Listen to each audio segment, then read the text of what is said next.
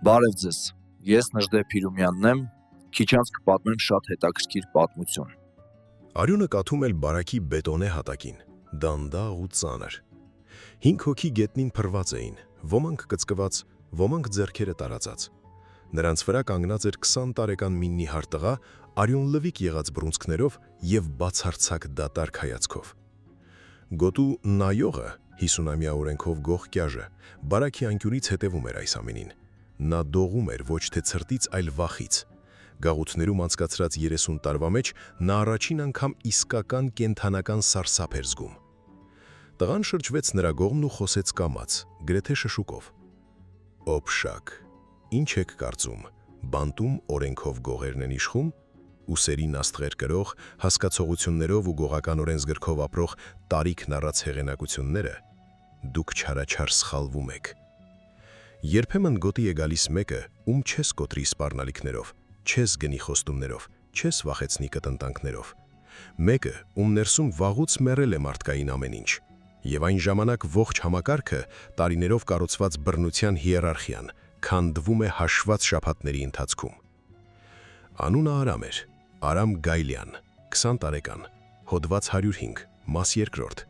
առանձնակի դաժանությամբ կատարված սպանություն, ծմահ ազատազրկում։ Բանտային չափանիշներով երիտասարդ, անփորձ, հեշտ որս փորձառու գիշատիչների համար, բայց այս գայլի ձագը կատաղած դուրս եկավ։ Ամեն ինչ սկսվեց 2004 թվականի մարտին, խիստ ռեժիմի ուղիչ գաղութ Սվերդլովսկի մարզում, 700 դատապարտյալ, փշալարերով բարձր պարիսպների հետևում։ Արամը եկավ էտապով, 18 հոգի, մեկ ավտոզակում, նիհար միջահեսակ, կարճ մազերով և պղտոր սառույցի գույն ունեցող աչքերով։ Արտաքնապես ոչ մի առանձնահատուկ բան, այստեղ այդպիսիք հարյուրավոր են։ Ուղեկցողները փաստաթղթերը հանձնեցին ադմինիստրացիային, գոտում ակնթարթորեն լուր տարածվեց, եկել է մի երիտասարդ ծմահ ժամկետով, սպանել է 3 հոգու, հետաքրքիր էկզեմպլյար է։ Կարանտինային խցում նրան միանգամից մոտեցան 3 բլատնոյ, նայողի հետահուզություններ։ Ինչ մաստ ես պուճուր, որ հոտվածով ես նստած։ Արամը նայեց նրանց այն նույն դատարկ հայացքով, կարծես ներսից այրված լիներ։ 105. Եռակի սպանություն։ Բլատնոյներից մեկը սուլեց. «Դու խով ես ուրեմն, դե արի պատմիր, ում ես խփելու ինչի համար, այստեղ ընդունված է կիսվել»։ Քո գործը չէ։ Բլատնոյը մի քայլ առաջ արեց ու իր ծանր ձեռքը դրեց Արամի ուսին։ Լսիր, լակոտ, չես հասկացել ուր ես ընկել։ Այստեղ ես եմ որոշում, որն է իմ գործը, որը չէ։ Եվ եթե ես հարցնում եմ, նա չհասցրեց ավարտել միտքը։ Արամը խփեց առաջինը, կտրուկ առանց թափ առնելու ափի հիմքով հարվածեց կոկորտին։ Բլատնոյը խռաց, 2 ձեռքով բռնեց վիզը։ Երկրորդին Արամը ծնկով հարվածեց որովայնին, իսկ երբ նա կռացավ, արմունկով վերևից հասցրեց ծոծրակին։ Երրորդը փորձեց գոտկատեղից հանել սուրը։ Գայլանը բռնեց նրա ձեռքը, ոլորեց մինչև ոսկորների ճռոցը, խլեց նանակն ու քաշեց նախաբասկի վրայով, ոչ խորը, բայց ցավոտ։ Այս ամենը տևեց մոտ 10, գուցե 12 վայրկյան։ Երբ հսկիչները վազելով հասան, Արամը կանգնած էր 3 վնգստացող մարմինների վրա եւ հանգիստ սպասում էր։ Դանակը նախապես գցել էր հատակին, ձեռքերը բարձրացրել էր։ Նրան նետեցին տուգանային մեկուսարան 15 օրով, սառը քարե պարկ, 2-3 մետրի վրա, պատին պտուտակված երկաթյա մահճակալով ու անկյունում դրված դույլով։ Լույսը վառվում էր շուրջօրյա, վանդակաճաղի տակ աղոտ մի լամպ էր։ Գալիս էին օպերատիվ աշխատակիցները, ծեծում էին։ Նա լռում էր, միայն արյուն էր թքվում։ Սովամահ էին անում, բայց նա ուտելիք չէր խնդրում, սպառնում էին, իսկ նա նայում էր նրանց միջով, կարծես պղտոր ապակու միջով նայելիս լիներ։ Կապիտան Դրոնովը, 20 տարվա ստաժ ունեցող օպերմասի պետը, անձամբ էր հարցաքննում նրան։ Նստել էր դիմացս աթոռակին, էժանագին ծխախոտ էր ծխում ու ուսումնասիրում էր։ Հասկանում ես ինչ ես արել, Գայլան։ Հիմա ամբողջ գոտին քեզ է նայում, բլատնոյները նման բան ոչ մեկին չեն ներում։ Արամը լռում էր։ Դեռ ջահել ես, հիմար, մտածում ես ամենաուժեղն ես, ամենադուխովը, այստեղ քո նմաններին հարյուրներով են կոտրել, աղացել ու դուրս թքել։ Արամը բարձրացրեց աչքերը եւ ամբողջ հարցաքննության ընթացքում առաջին անգամ խոսեց։ Ես կորցնելու ոչինչ չունեմ, քաղաքացի պետ։ Ժամկետս ցմա է, ես արդեն մեռած եմ, իսկ մեռածներին չես վախեցնի։ Դրոնովը հանգցրեց ծխախոտը սեղանի եզրին։ Այս տղայի աչքերի մեջ ինչ-որ բան ստիպեց նրան լռել, խոսքը կիսատ թողնելով։ Ոչ զայրույթ, ոչ հուսահետություն, ոչ էլ ցուցամոլություն։ Դատարկություն էր, բացարձակ զնգացունգ դատարկություն մի մարդու, ով վաղուց հատել էր սահմանը եւ չէր պատրաստվում վերադառնալ։ Մեկուսարանից հետո Արամին տարան երրորդ բարակ, ամբողջ գոտու ամենադաժան բարակը, որը գտնվում էր Կյաժի լիակատար վերահսկողության տակ։ Ադմինիստրացիայի հաշվարկը պարզ էր ու ցինիկ։ Տեղի գայլերն արագ կհոշոտեն միայնակ լակոտին եւ կվերականգնեն իրերի սովորական կարգը։ Բայց գայլերը չարաչար սխալվել էին։ Առաջին շաբաթվա ընթացքում Արամը հաշմանդամ դարձրեց 4 հոգու, ովքեր փորձում էին նրան բացատրել բանտային կյանքի կանոնները։ Երկրորդ շաբաթվա ընթացքում եւս 3-ի, ներառյալ Կյաժի անձնական թիկնապահին, Արչ մականունով մի հսկա տղամարդու։ Նրան գտան առավոտյան լվացարանների մոտ, տեղահան եղած ծնոտով եւ 3 կոտրված կողոսկրով։ Ոչ ոք չէր տեսել, թե ինչպես դա եղավ, ավելի ճիշտ ոչ ոք չուզեց խոսել, բոլորը լռում էին, փախցնում էին աչքերը։ Արամը չհարեց ոչ բլատնոյներին, ոչ մուժիկներին, ոչ էլ որևէ մեկին։ Թուղթ չէր խաղում, ծխախոտ չէր վերցնում, դատարկ խոսակցություններ չէր վարում։ Մենակ նստում էր բարակի իր անկյունում ու ժամերով նայում պատին։ Իսկ երբ նրան մոտենում էին սպառնալիքներով կամ պահանջներով, խփում էր առաջինը, միշտ առաջինը, առանց բառերի, առանց նախազգուշացումների, առանց փոքր-ինչ խղճահարության։ Գոտին պապանձվել էր։ Բլատնոյները շրջանցում էին նրան, ձևացնելով, թե չեն նկատում։ Մուժիկները շշնջում էին անկյուններում։ Նա մարդ չէ, կատաղած շուն է, կորցնելու բան չունի, ցմահը վրան կախված է։ Կյաժը սխոթքա հավաքեց իր խճում, նեղ շրջապատներ, 6 ամենափորձված մարդիկ, քննարկում էին Գայլյան անունով խնդիրը։ Պետք է վերջ տալ դրան, ասաց Գվոզդ մականունով մեկը, քանի դեռ նա մեր ամբողջ գոտին տակնու վրա չի արել։ Ինչպես, հոգնած հարցրեց Կյաժը։ 7-ն արդեն փորձել են, բոլորը բուժմարսում պարկած են։ Գիշերը խմբով մի 10 հոգով վրան կընկնենք, քանակով կճնշենք։ Կյաժը երկար լռեց, նայելով հատակին, հետո շարժեց գլուխը։ Դուք նրա աչքերի մեջ նայել եք, ես մոտիկից եմ նայել։ Նա մահից չի վախենում, ընդհանրապես չի վախենում։ Դա ոչ կեցվածք է, ոչ էլ խաղ։ Նմանին չի կարելի խմբով սպանել։ Նա իր հետ կտանի հարձակվողների կեսը նախքան կընկնի։ Դա մեզ պետք է։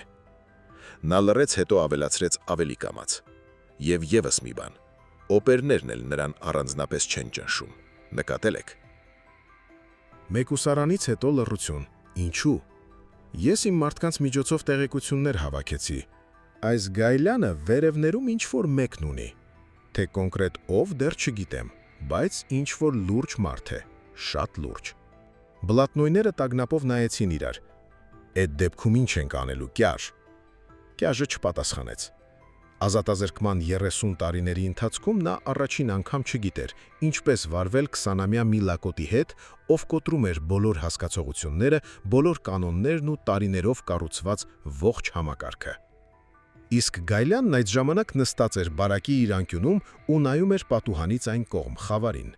Նրա շուրթերին հազիվ նշմարելի ժպիտ էր խաղում։ Նա գիտեր, որ սա մեծ խաղի դեռ միայն սկիզբն է։ Նա այստեղ գոյատևելու չէր եկել, նա եկել էր խլելու ամեն ինչ։ Անցավ 2 շաբաթ։ Գոտին ապրում էր տարօրինակ լարվածության մեջ։ Բոլորն ինչ-որ բանի էին սպասում, բայց ոչ ոք չգիտեր, թե կոնկրետ ինչի։ Արամը շարունակում էր առանձնացած մնալ, ուտում էր մենակ, զբոսանքների ժամանակ կանգնում էր պատի տակ, ոչ մեկի հետ առանց անհրաժեշտության չէր խոսում, բայց հիմա նրան այլևս ձեռք չէին տալիս, շրջանցում էին այնպես, ինչպես կշրջանցեին կատաղած շանը կամ բաց դիտահորը։ Կյաժը հեռվից հետևում էր նրան, փորձում էր հասկանալ, հաշվարկել, ինչ է պետք այս լակոտին, իշխանություն, հարգանք, թե ինչ-որ բանի վրեժ։ Անհասկանալի էր, Գայլյանը ոչ մի սովորական սխեմայի մեջ չէր տեղավորվում։ Մի երեկո քնելու ազդանշանից հետո Կյաժն ինքը մոտեցավ նրան, մենակ, առանց շքահմբի, ու նստեց կողքին, մահճակալին։ Խոսենք։ Արամն անտարբեր հայացքով սահեց նրա վրայով։ Ինչի մասին։ Քո մասին, նրա մասին, թե ինչ ես դու ուզում։ Ինչից հանկարծ նման հետաքրքրություն առաջացավ։ Կյաժը քմծծիկ տվեց, ցույց տալով երկաթե ատամները։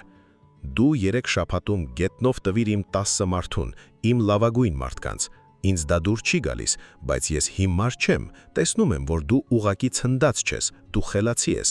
իսկ խելացի մարդիկ միշտ ինչ-որ բան են ուզում։ Իվ ինչ ես դու ուզում, Գայլյան։ Արամը երկար լռեց, նայելով առածքալին, հետո պատասխանեց. Ես ուզում եմ, որ ինձ լրիվ հանգիստ թողնեն։ Ոչ ոք չմոտենա, ոչ ոք չկպչի, ոչ ոք խոսակցություններով չխառնվի։ Ես ինքս ինձ համար եմ։ Դա ամբողջն է առայժմ։ Այո, Կյաժը տարու բերեց գլուխը։ Այդպես չի լինում պուջուր։ Գոտում չի կարելի մենակ լինել։ Դու կամ ինչ-որ մեկի հետ ես, կամ բոլորի դեմ։ Իսկ բոլորի դեմ երկար չես ձգի, նույնիսկ դու։ Արամը թեքեց գլուխը և նայեց ուղիղ Կյաժի աչքերի մեջ։ Ես արդեն 3 շաբաթ է բոլորի դեմ եմ։ Եվ առայժմ բոլոր նրանք, ովքեր վրաս եկան, պառկած են, իսկ ես նստած եմ ու խոսում եմ։ Կյաժը դիմացավ այդ հայացքին, դժվարությամբ, բայց դիմացավ։ Ենթադրենք, բայց ես այստեղ 300 մարդ ունեմ ձեռքիս տակ։ Միանգամից վրա կտանք կպարկեցնենք քեզ։ Հա, կկորցնենք մի 10-20 հոգի, բայց կպարկեցնենք։ Փորձիր, հանգիստ պատասխանեց Արամը։ Միայն հիշիր, ես կսկսեմ քեզնից, ոչ թե քո կամակատարներից, այլ անձամբ քեզնից, առաջին իսկ հարվածով։ Դու պատրաստ ես մեռնել հանուն նրա, որ ինձ վերացնես։ Նրանց միջև լռություն տիրեց, թանձր ու ծանր։ Կյաժը հասկացավ, դա սպառնալիք չէ,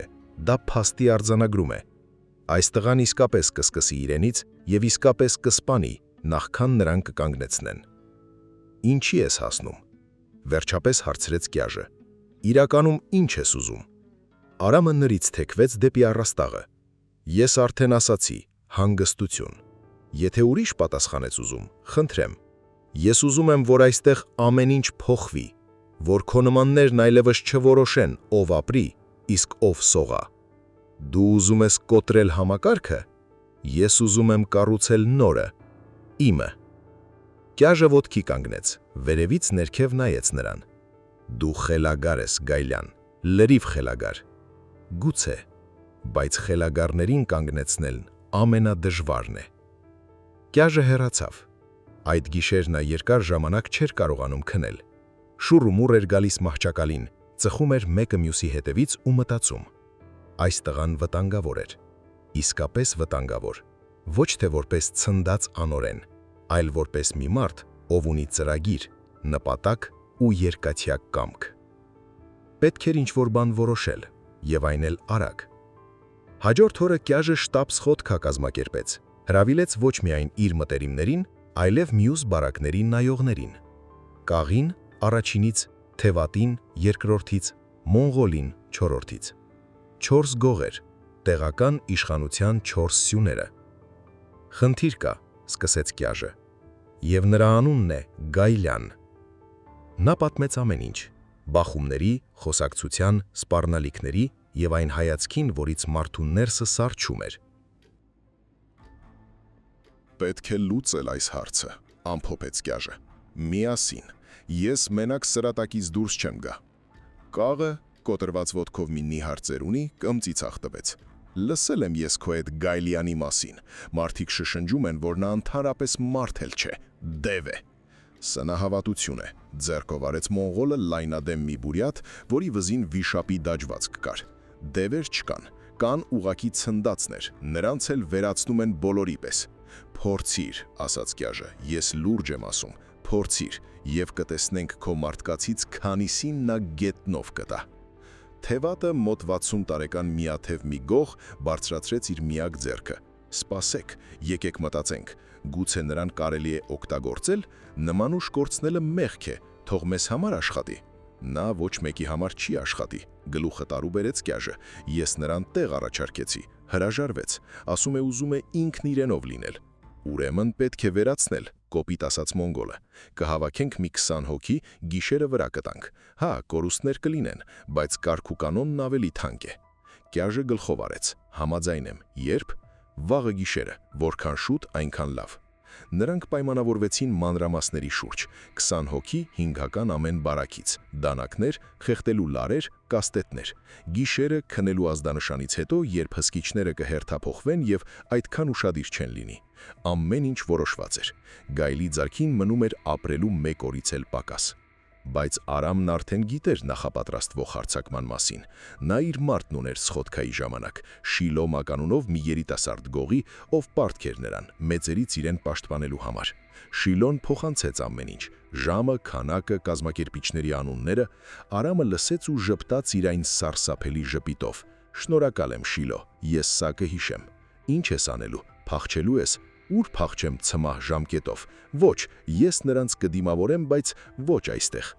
Այդ գիշեր 20 հոգի մոտեցան Գայլյանի մահճակալին, անաղմուկ ստվերների պես շրջափատեցին ու քարացան։ Մահճակալը դատարկ էր, Արամը բարակում չէր։ «Ուր է նա»։ Ֆշացրեց մոնգոլը։ Եվ հանկարծ ճիխ լսվեց, հետո ևս մեկը ու ևս մեկը։ Ճիխերը գալիս էին կյաժի խծից։ Երբ նրանք վազելով հասան այնտեղ, արդեն ուշ էր։ Կյաժն ընկած էր հատակին, խրխռում էր կոկորդը բռնած։ Կողքին նրա երկու թիկնապահներն էին, երկուսն էլ անգիտակից։ Նրանց վրա կանգնած էր Արամը, արյունոտ դանակը ձեռքին։ «Ես նախազգուշացրել էի», հանգիստ ասաց նա։ «Կսկսեմ գլխավորից»։ 20 հոգի քարացել էին դռան մոտ։ Ոչ ոք չէր համարձակվում առաջինը ներս մտնել։ Արամը նայեց նրանց, ապա խրխռացող կյաժին։ «Նա կապրի, եթե մոտակա 5 րոպեների ընթացքում բժիշկ կանչեք, դրանից հետո վստահ չեմ»։ Մոնղոլը մի քայլ առաջ արեց, սեղմելով դանակը։ «Դու դիակ ես, Գայլյան, մեռած դիակ»։ «Հնարավոր է, բայց դու նույնպես»։ Արամը բարձրացրեց ազատ ձեռքը։ Նրա ձեռքում ինչ-որ մետաղական բան փայլատակեց։ Նռնակ էր, հին, դեռ խորհրդային տարիների, անհասկանալի է ինչպես գոտի ընկած։ «Կպայթի լծակը բաց թողնելուց ուղիղ 4 վայրկյան հետո կհասցնեք փախչել»։ Մոնղոլը կանգ առավ, բոլորը կանգ առան։ «Որտեղից քեզ դա»։ Խրպոտ ձայնով հարցրեց կաղը։ «Կարևոր չէ, կարևորն այն է, որ այն կա եւ որ ես պատրաստ եմ այն օգտագործել։ Ես կորցնելու ոչինչ չունեմ, արդեն ասել եմ»։ Լռություն, երկար, զնգացող լռություն։ Արամը հայացքով սահեց նրանց վրայով։ «Ահա թե ինչ է լինելու հիմա։ Դուք ցրվում եք, բժիշկ կանչում կյաժի համար։ Վաղը մենք բոլորս միասին կխոսենք եւ ես կբացատրեմ, թե այսուհետ ինչպես են լինելու գործերն այս գոտում։ Անհամաձայնները կարող են փորձել ինձ սպանել, բայց հիշեք նռնակի մասին։ Այն հիմա միշտ ինձ հետ է լինելու։ Հասկանալի է»։ Ոչ ոք չպատասխանեց, բայց բոլորը հասկացան։ Մոնգոլը դանդաղ իջեցրեց դանակը։ «Ցրվեցինք», նետեց նա, «բժշկին բերեք այստեղ»։ Մարդիկ սկսեցին նահանջել։ Արամը նայում էր նրանց հետևից, ձեռքը նռնակի վրայից չհեռացնելով։ Երբ վերջին մարդը դուրս եկավ, նա իրեն թույլ տվեց արտաշնչել եւ նայեց նռնակին։ Դատարկ բան էր, մուլյաշ պատրաստված պահածոյի տուփից եւ ձեռքի տակ եղած նյութերից։ Բլեֆ էր, բայց բլեֆը աշխատեց։ Գայլյանը նստեց կյաժի մահճակալին, նայելով իր ոտքերի տակ խրխռացող գողին։ «Սա դեռ միայն սկիզբն է, ծերուրեք», կամաց ասաց նա, «միայն սկիզբը»։ Առավոտյան գոտիով մեկ լուր տարածվեց։ Կյաժը բուժմասում է, դանակահարված է, կապրի, բայց շուտ ոտքի չի կանգնի։ Ասեկոսները բազմանում էին, պատվում նորանոր մանրամասներով։ Ոմանք ասում էին, թե Գայլյանը կյաժի մոտ գնալու ճանապարհին 5 պահկայի է մորթել, մյուսներ էլ թե նա զենքի ամբողջ արսենալ ունի թաքցրած գոտում ինչ-որ տեղ։ Երրորդներն էլ երդվում էին, թե տեսել են, թե ինչպես է նա մերկ ձեռքերով պոկել դռան շղթան։ Ճշմարտությունը իհարկե ոչ ոք չգիտեր, բայց բոլորը գիտեին մի բան. ցմահ ժամկետով 20-ամյա մի լակոտ մենակ դուրս եկավ 4 գողերի դեմ եւ հաղթեց։ Նման բան այս գոտում երբեք չէր եղել։ Կապիտան Դրոնովը Արամին կանչեց օպերմաս, հարցաքննության։ Նստած էր սեղանի մոտ, թերթում էր թղթերը, ծխում էր ու երկար ժամանակ աչքերը չէր բարձրացնում։ «Պատմիր», վերջապես ասաց նա։ «Կոնկրետ ինչը, քաղաքացի պետ»։ «Ամեն ինչ, թե ոնց դանակահարեցիր գոտու նայողին, ոնց նռնակ հանեցիր, ոնց մենակ ցրիցիր 20 հոգու, ամեն ինչ»։ Արամը ուսերը թոթվեց։ Կյաժը պատահաբար ընկավ իր իսկ դանակի վրա, դժբախտ պատահար էր։ Իսկ նռնակը։ Ինչ նռնակ։ Չգիտեմ ինչի մասին եք խոսում։ Դրոնովը բարձրացրեց գլուխը եւ ծանր հայացքով նայեց նրան։ «Գլուխս մի արթուկիր, Գայլյան։ Ես ունեմ 14 վկա, որոնք կասեն այն ինչ պետք է, միայն թե նոր ժամկետ չստանան, այլ դատապարտյալի վրա հարձակվելու համար։ Ճիշտ է։ Դրոնովը լռեց, տղան իրավացի էր, գիշերային սխոդկայի մասնակիցներից և ոչ մեկն ազնվորեն ցուցմունք չէր տա, չափազանց շատ հարցեր կառաջանային հենց իրենց նկատմամբ։ Լավ, ասաց Դրոնովը մի կողմ դնելով թղթերը։ Ինչ ես որոշել։ Ինչ իմաստով։ Բոլոր իմաստներով։ Դու քեզ զեկի պես չես պահում։ Դու քեզ պահում ես ինչպես սատանան գիտի ով։ Դու ծրագիր ունես, ես դա տեսնում եմ, և ինձ պետք է իմանալ, դու մեզ հետ ես, թե մեր դեմ։ Արամը մի փոքր թեքեց գլուխը։ Իսկ ովքեր են դուքը։ Դուք, ադմինիստրացիատ, բանտային համակարգը և քրեակատարողական վարչությունը, իսկ ինչ տարբերություն ձեզ։ Դուք այստեղ հո կարգ ու կանոն եք պահպանում, ճիշտ է։ Դե ուրեմն իմացեք, ես էլ եմ պատրաստվում կարգ ու կանոն պահպանել, միայն թե այլ տեսակի, ավելի լավ քան նախքինն էր։ Դրոնովը խոժոռվեց։ Ինչ է նշանակում ավելի լավ։ Կյաժը և իր մարդիկ գոտին պահում էին վախի և բռնության միջոցով։ Նրանք էին որոշում ում իջեցնել, ում թալանել, ով ապրի, ով մեռնի։ Ադմինիստրացիան աչք էր փակում, որովհետև այդպես հարմար էր։ Կառավարելի քաոս, ճիշտ եմ։ Դրոնովը չպատասխանեց, բայց աչքերից երևում էր, որ տղան կպավ ցավոտ տեղին։ Ես առաջարկում եմ այլ կարգ ու կանոն, շարունակեց Արամը, առանց ամենաթողության, բեսպրեդելի, առանց իջեցվածների, առանց մուժիկներից կատարվող շորթումների, ուղղակի գոտի, որտեղ բոլորը նստում են իրենց ժամկետն ու իրար չեն կպչում, թափանցիկ և հասկանալի։ Ուտոպիա է, քմծիծաղ տվեց Դրոնովը, նման բան չի լինում։ Կտեսնենք։ Դրոնովը երկար լռեց, մատների արանքում պտտելով չվարած ծխախոտը, հետո ասաց. Ենթադրենք ես քեզ չեմ խանգարում, ենթադրենք նույնիսկ մի քիչ օգնում եմ, ողջամտության սահմաններում, ես ինչ շահ ունեմ դրանից։ Լռություն, ոչ մի խռովություն, ոչ մի սպանություն մարզից, գոտի, որն աշխատում է ժամացույցի պես։ Ղեկավարությանը կարող եք զեկուցել ռեսոցիալիզացիայի հաջողությունների մասին ու նոր աստղեր ստանալ ուսադիրներին։ Իսկ եթե չստացվի, այդ ժամանակ ինձ ընդմիշտ կփակեք մենախնդրում ու կասեք, թե հոգեկան հիվանդն անվերահսկելի դարձավ։ Դուք կորցնելու ոչինչ չունեք։ Դրոնովը մտածեց այս մասին, առաջարկը գայթակղիչ էր։ Կյաժն իր գողերի հետ վաղուց էր խնդիրներ ստեղծում, փողի շորթումներ, ծեծկռթուքներ, թմրանյութեր։ Ղեկավարությունը ճնշում էր գործադրում, կարգ ու կանոն էր պահանջում, իսկ այստեղ ինչ-որ մի ջահել անուղեղ տղա առաջարկում է ամեն ինչ լուծել ինքնուրույն։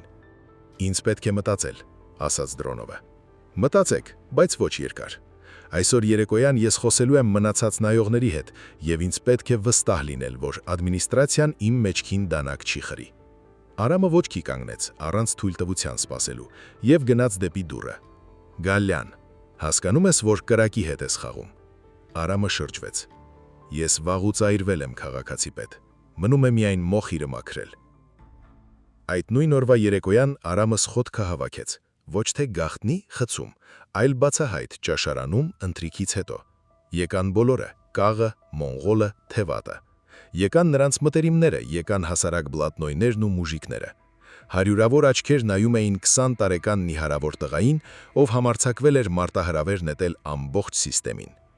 Արամը կանգնեց նստարանին, որպեսի բոլորին տեսանելի լինի։ Լսեք ինձ, ասաց նա, ոչ բարձրալույթ, բայց քար լռության մեջ ամեն բառ հնչում էր հստակ։ Կյաժն այլևս նայող չէ։ Նա պարկած է բուժմացում ու դեռ երկար կպարկի։ Նրա ժամանակը ավարտվել է։ Դժգոհության մրմունջ անցավ ամբոխի միջով։ Ինչ-որ մեկը բղավեց. Իսկ դու ով ես, որ որոշես։ Նա, ով նրան պարկեցրել է, հանգիստ պատասխանեց Արամը։ Մենակ։ Ցանկացողներ կան ստուգելու, կարող եմ կրկնել, թե ոչ։ Լռություն տիրեց։ Դե ուրեմն լավ։ Հիմա լսեք, թե ինչպես են ընթանալու գործերը։ Այսօրվանից նոր կանոններ են գործում։ Առաջին. ոչ մի իջեցված։ Ախաղաղների կաստան վերացվում է։ Բոլորը հավասար են իրենց ժամկետի առաջ։ Դժգոհության աղմուկ բարձրացավ։ Բլատնոյներն իրար անցան։ Դա հասկացողությունների, պանյացյաների դեմ է, գոռաց ինչ-որ մեկը։ Հասկացողությունները գրում են մարդիկ, կտրուկ արձագանքեց Արամը,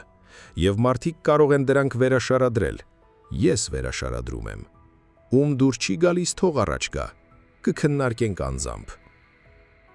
Ոչ ոք առաջ չեկավ։ Երկրորդ կանոնը. վեճերը լուծվում են իմ միջոցով, ոչ թե ծեծ կրթուքով, ոչ թե նանակներով, այլ խոսակցությամբ։ Ով խախտում է, պատասխան է տալիս անձամբ ինձ։ Իսկ դու ինչ է, քեզ դատավոր ես կարգել, գոռաց կաղը։ Այո, հենց այդպես, դատավոր, նայող, անվանիր ինչպես ուզում ես։ Ես նա եմ, ով պահպանելու է կարգուկանոնն այս գոտում, և կարգուկանոնն արդար է լինելու։ Իսկ եթե մենք համաձայն չենք, Արամը երկար նայեց կաղին։ Այդ դեպքում դուրս արի և փորձիր ինձ կանգնեցնել,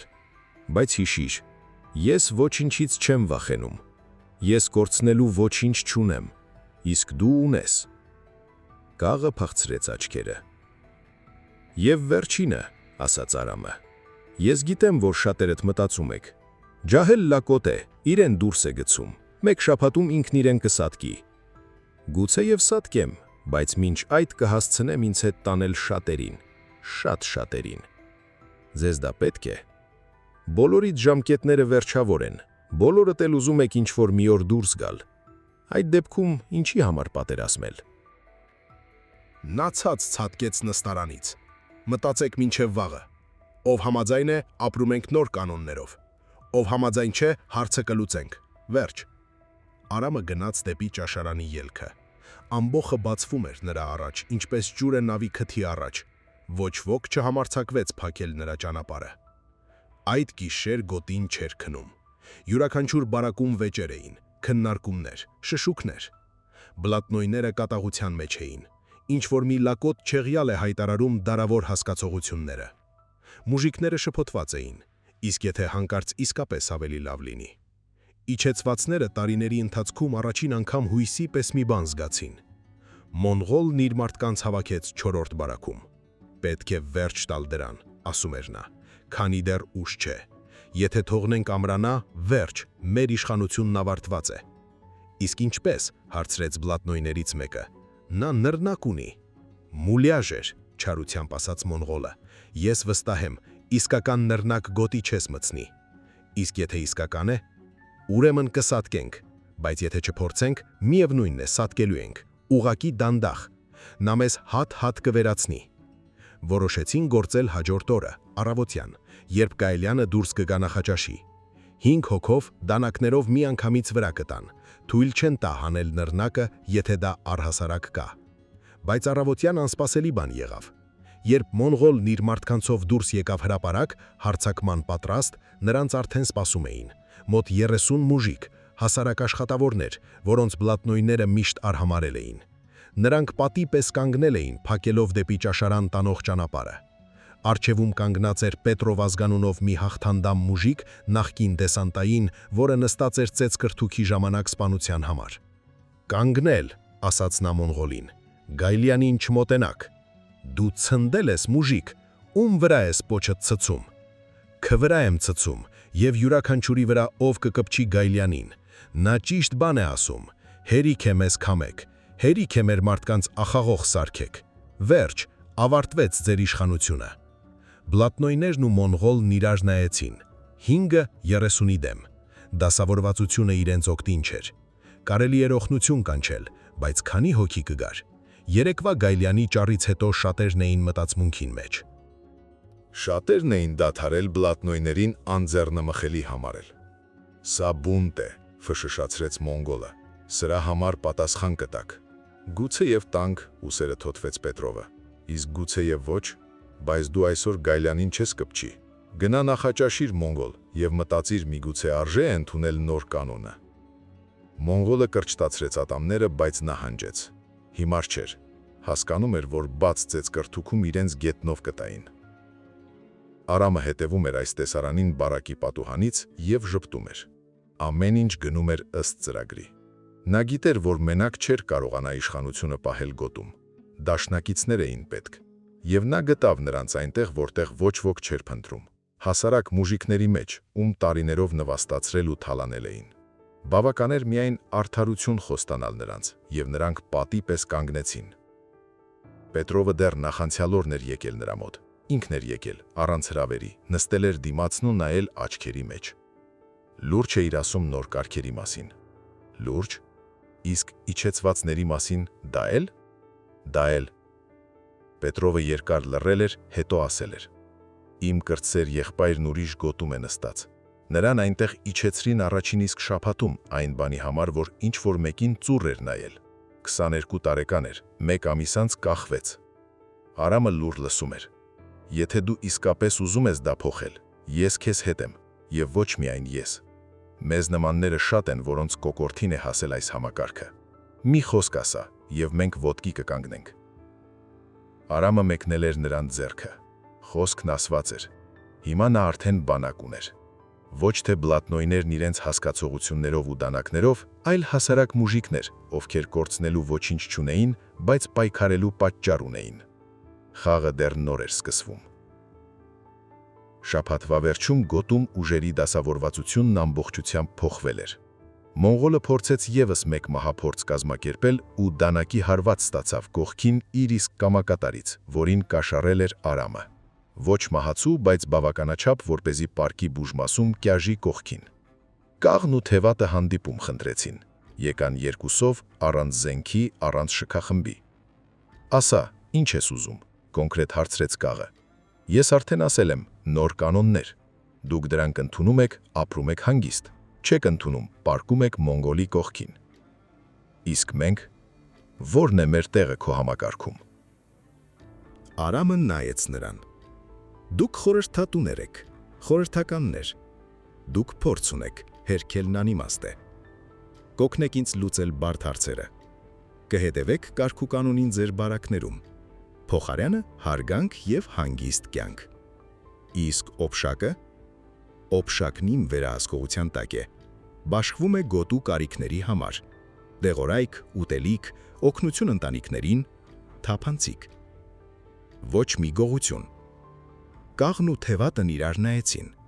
Առաջարկը ստորացուցիչ էր գողերի համար։ Տերերից վերածվել խորհրդականների։ Բայց այլընտրանքն ավելի վատն էր։ Բուժմաս, թե գերեզման։ Մեզ պետք է մտածել, ասաց թևատը։ Մտածեք մինչև վաղը։ Վաղը նրանք եկան պատասխանով։ Երկուսն էլ համաձայն ենք։ Այսպես, 2 շաբաթվա ընթացքում ցմահ ժամկետով 20-ամյա տղան դարձավ գոտու միանցնյա տերը, նայողների վրա։ Մարդ, ում խոսքն օրենք էր 700 դատապարտյալի համար։ Եվ դա միայն սկիզբն էր։ Անցավ 1 ամիս։ Գոտին փոխվել էր անճանաչելիորեն։ Նախկին իջեցվածներն այլևս չէին ծվարում դույլի մոտ գտնվող անկյուններում։ Նրանք ուտում էին ընդհանուր սեղանների շուրջ, աշխատում էին սովորական բրիգադներում, քնում էին նորմալ մահճակալների վրա։ Ոմանք մինչև հիմա չէին հավատում, որ դա իրականում տեղի է ունենում։ Սպասում էին խաբեության, մեջքից հարվածի, բայց հարված չկար։ Շորթումները դադարել էին։ Մուժիկներն այլևս տնից եկած ծանորդների կեսը չէին տալիս բլատնոյներին։ Օբշակը հավաքվում էր կամավոր, եւ որքան էլ տարօրինակ է, հավաքվում էր նույնիսկ ավելի շատ, քան առաջ։ Մարդիկ ավելի հոժարությամբ էին կիսվում, երբ իրենց չէին ստիպում։ Ծեծկրտուկները պակասել էին։ Վեճերը լուծվում էին Արամի միջոցով։ Նա լսում էր երկու կողմին, որոշում էր կայացնում։ Երբեմն արդար, երբեմն կոշտ, բայց միշտ հասկանալի։ Ոչ մի կամայականություն, ոչ մի բացառություն յուրայինների համար։ Ադմինիստրացիան հետևում էր եւ չէր միջամտում։ Դրոնովը պահեց խոսքը, չէր խանգարում։ Ավելին, սկսեց ղատնի օգնել։ Աչք էր փակում ռեժիմի որոշ խախտումների վրա։ Նախազգուշացնում էր մարզից եկող ստուգումներից։ Նրան դա ձեռնընտու էր։ Գոտու ցցանիշները աճում էին, բողոքները պակասում էին, ղեկավարությունը գովում էր,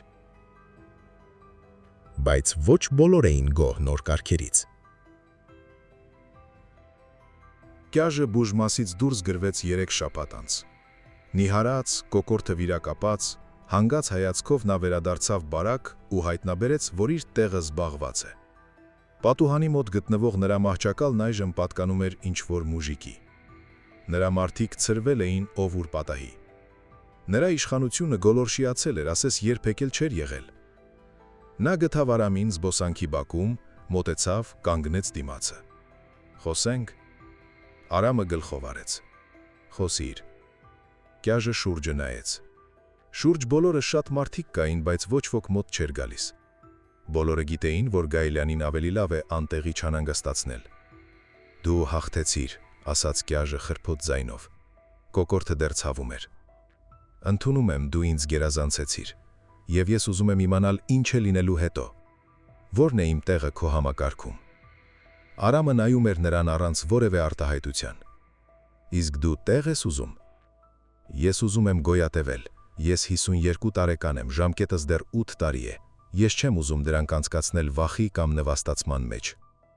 «Ուրեմն ապրիր, ոչ ոք չի կպչի»։ «Ուղղակի այսպես»։ «Ուղղակի այսպես, դու այլևս սպառնալիք չես, ինչի՞ս է պետք քեզ ձեռք տալը»։ Կյաժը երկար լռեց։ Նա սպասում էր պայմանների, պահանջների, նվաստացումների, բայց ոչինչ չլսեց։ «Ուղղակի ապրիր»։ «Դու տարօրինակ ես, Գայլյան», վերջապես ասաց նա։ «Ես 30 տարի գոտիներում ամեն տեսակի մարդ եմ տեսել, բայց քո նմանին երբեք»։ «Դա հաճոյախոսություն է, թե փաստ»։ Կյաժը շրջվեց ու հեռացավ։ Կորացած, ծերացած, նախկին թագավոր, ով դարձել էր ոչնչություն։ Արամը նայում էր նրա հետևից։ Ոչ մի խղճահարություն, միայն սառը բավարարվածություն։ Մեկ թշնամի չեզոքացված էր, բայց մնում էին մյուսները։ Մոնղոլը բուժմասից դուրս եկավ մեկ շաբաթ անց։ Ի տարբերություն Կյաժի, նա չէր համակերպվել։ Նրա աչքերում ատելություն էր վառվում, երբ նայում էր Գայլյանին։ Ատելություն եւ վրեժի ծարավ։ Նա զգուշ էր, կտրուկ շարժումներ չէր անում, մարդկանց չէր հավաքում, բացահայտ չէր սպառնում, պարզապես սպասում էր։ Հարմար պահի էր սպասում։ Եվ պահը ներկայացավ։ Ապրիլին գոտի եկավ նոր էտապ։ 30 հոգի, նրանց թվում 5 կովկասցի, միևնույն բանդայից։ Բոլորը դատապարտված էին ավազակության եւ սպանության համար։ Բոլորն իրար հետ էին պահում։ Բոլորն ընդունում էին միայն իրենց ավագին, Ասլան մականունով մի հաղթանդամ չեչենի։ Ասլանն են մարդկանցից էր, ովքեր չեն ընդունում ուրիշի կանոնները։ Նա սովոր էր հրամայել, սովոր էր, որ իրենից վախենում են, եւ երբ նրան բացատրեցին տեղի կարգերը, ծիծաղեց. «Ինչ որ լակոտ է որոշում ոնց ապրել, թող գա ու դա իմ դեմքին ասի»։ Մոնղոլը լսեց այս մասին ու հասկացավ. «Այ սա է իր շանսը»։ Նա Ասլանի հետ գաղտնի հանդիպեց գիշերը լվացարանների մոտ։ «Մենք ընդհանուր թշնամի ունենք», ասաց Մոնղոլը։ «Գայլյանը,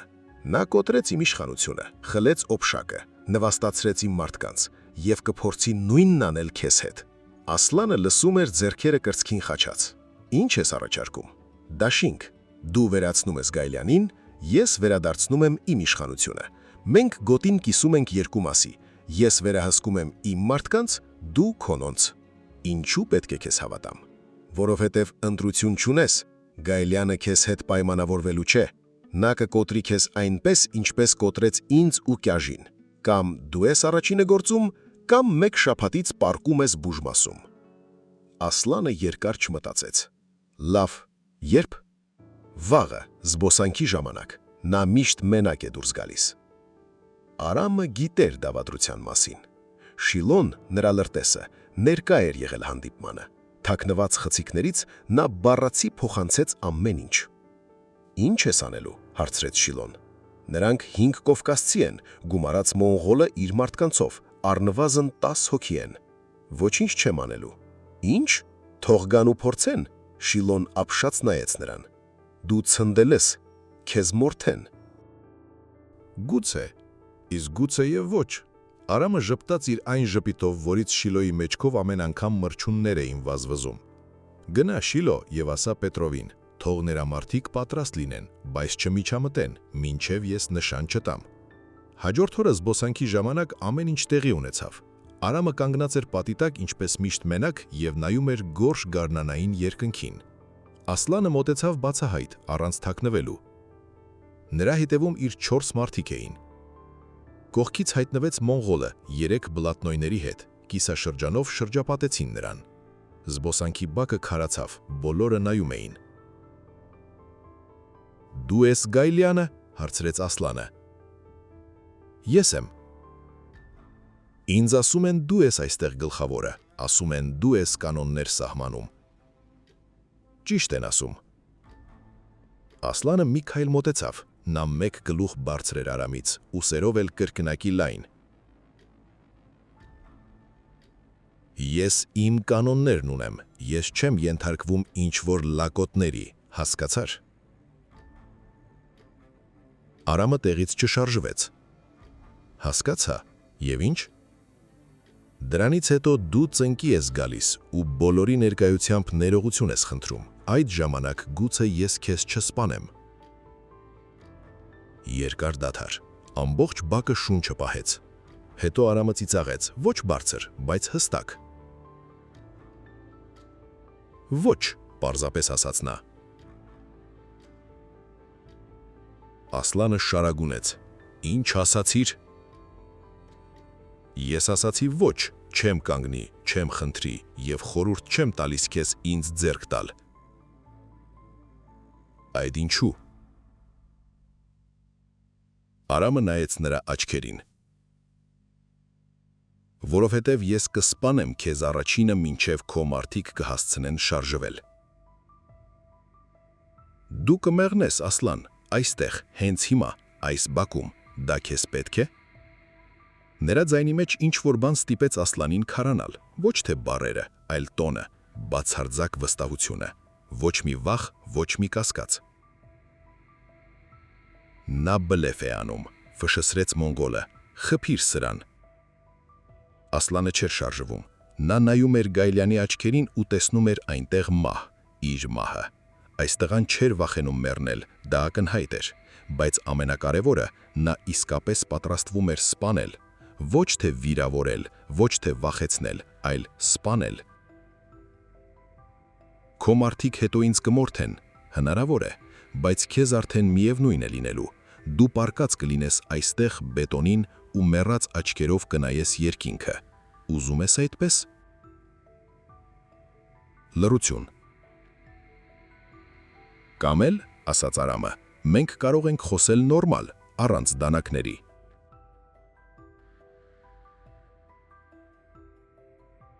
Դու կպատմես ինչ ես ուզում, ես կպատմեմ, թե այստեղ ամեն ինչ ինչպես է դասավորված, գուցե պայմանավորվենք։ Ասլանը կանգնած էր անշարժ, նրա ներսում պայքարում էին երկու բնազդեկ, վախն ու հպարտությունը։ Հպարտությունը պահանջում էր հոշոտել այս լկտի լակոտին, վախը շշնջում էր, նա չի կատակում, նա կսպանի։ Վախը հաղթեց։ Լավ, խրպոտ ձայնով ասաց Ասլանը, կխոսենք։ Մոնղոլը ցնցվեց։ Ասլան, ինչ ես անում, մենք հո պայմանավորվել էինք։ Ասլանը շրջվեց նրա կողմը։ Ձենդ կտրիր, ես եմ որոշում ինչ անել։ Նա նորից նայեց Արամին։ Որտեղ խոսենք։ Այստեղ և հիմա, բոլորի ներկայությամբ, ես թաքցնելու բան չունեմ։ Եվ նրանք զրուցում էին հենց այնտեղ, զբոսանքի բակում, հարյուրավոր մարդկանց հայացքների ներքո։ Արամը բացատրեց կանոնները, Ասլանը լսում էր, հարցեր էր տալիս, վիճում էր, բայց աստիճանաբար նրա թշնամանքը չքանում էր։ Այնինչ առաջարկում էր Գայլյանը խելամիտ էր, ոչ նվաստացուցիչ էր, ոչ էլ վիրավորական, պարզապես խելամիտ։ Ոչ ոք չի կպչում քո մարդկանց, ասում էր Արամը։ Դուք ապրում եք ձեր սովորույթներով, աղոթում եք ձեր Աստծուն, խոսում եք ձեր լեզվով։ Միակ պայմանը չկպչել մյուսներին, չթալանել, չբռնաբարել, չսպանել։ Վեճերը լուծվում են իմ միջոցով։ Վերջ։ Իսկ եթե իմ մարդիկ ուզենան գլխավոր լինել, այդ ժամանակ թող ապացուցեն, որ արժանի են, ոչ թե բռունցքներով, այլ գործով։ Ով օգուտ է տալիս գոտուն, նա բարձրանում է, ով խնդիրներ է ստեղծում, նա ընկնում է։ Ասլանը տարուբերում էր գլուխը։ Տարօրինակ հասկացողություններ ունես, Գայլյան, նոր հասկացողություններ, նոր գոտու համար։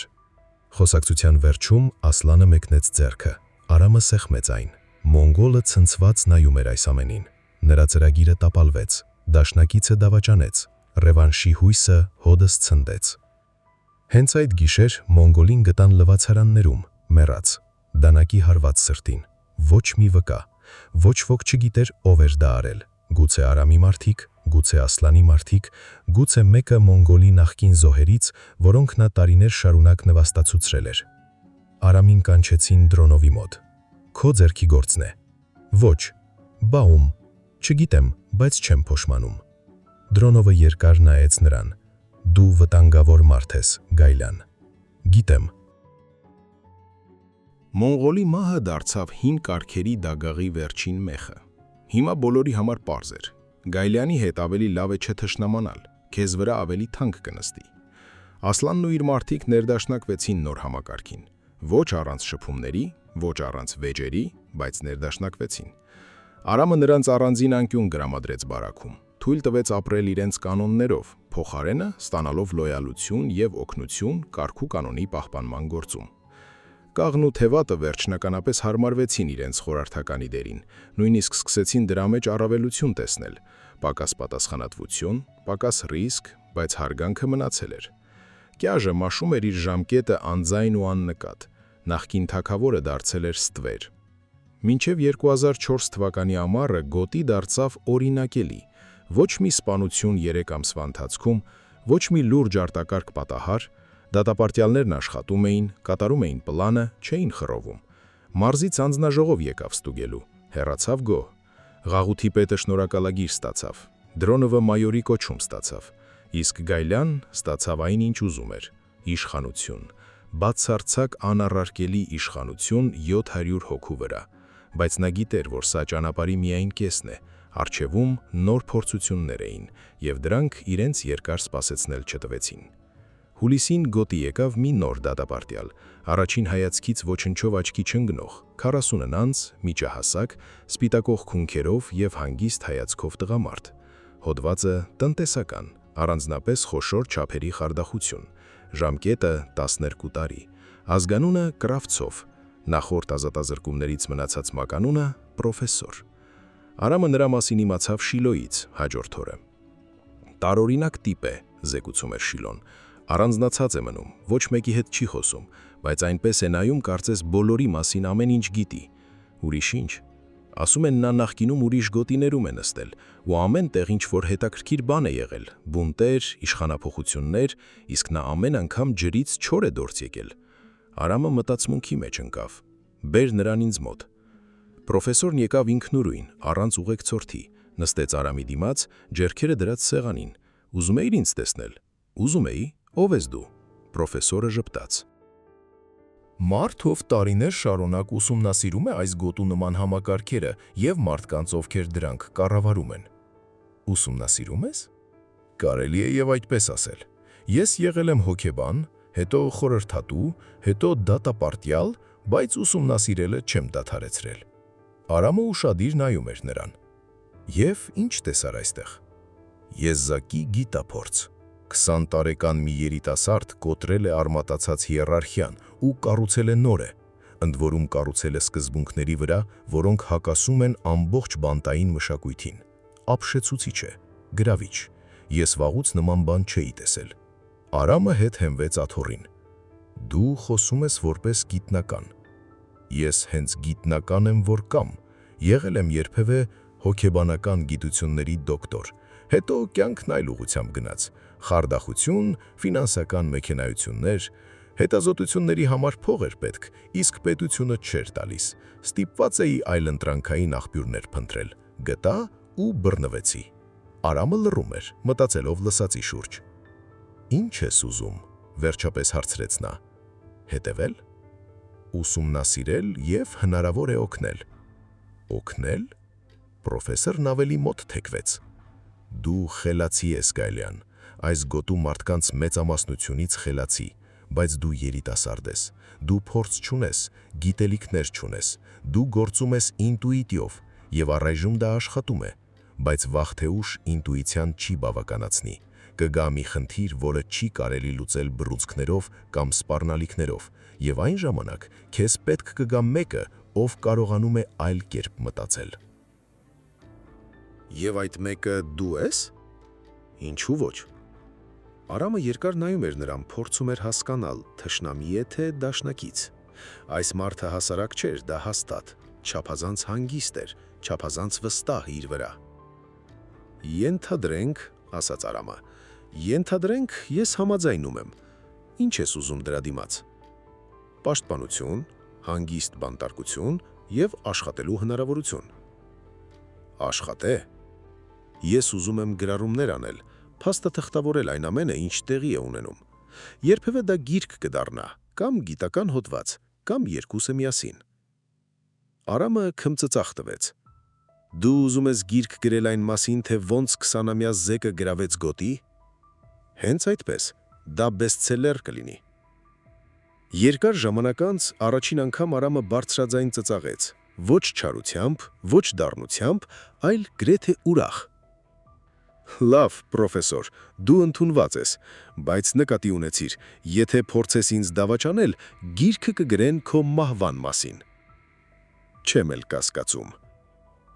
Այսպես Արամն ունեցավ նոր խորհրդական, մի մարդ, ով տեսնում էր այն, ինչ չէին տեսնում ուրիշները,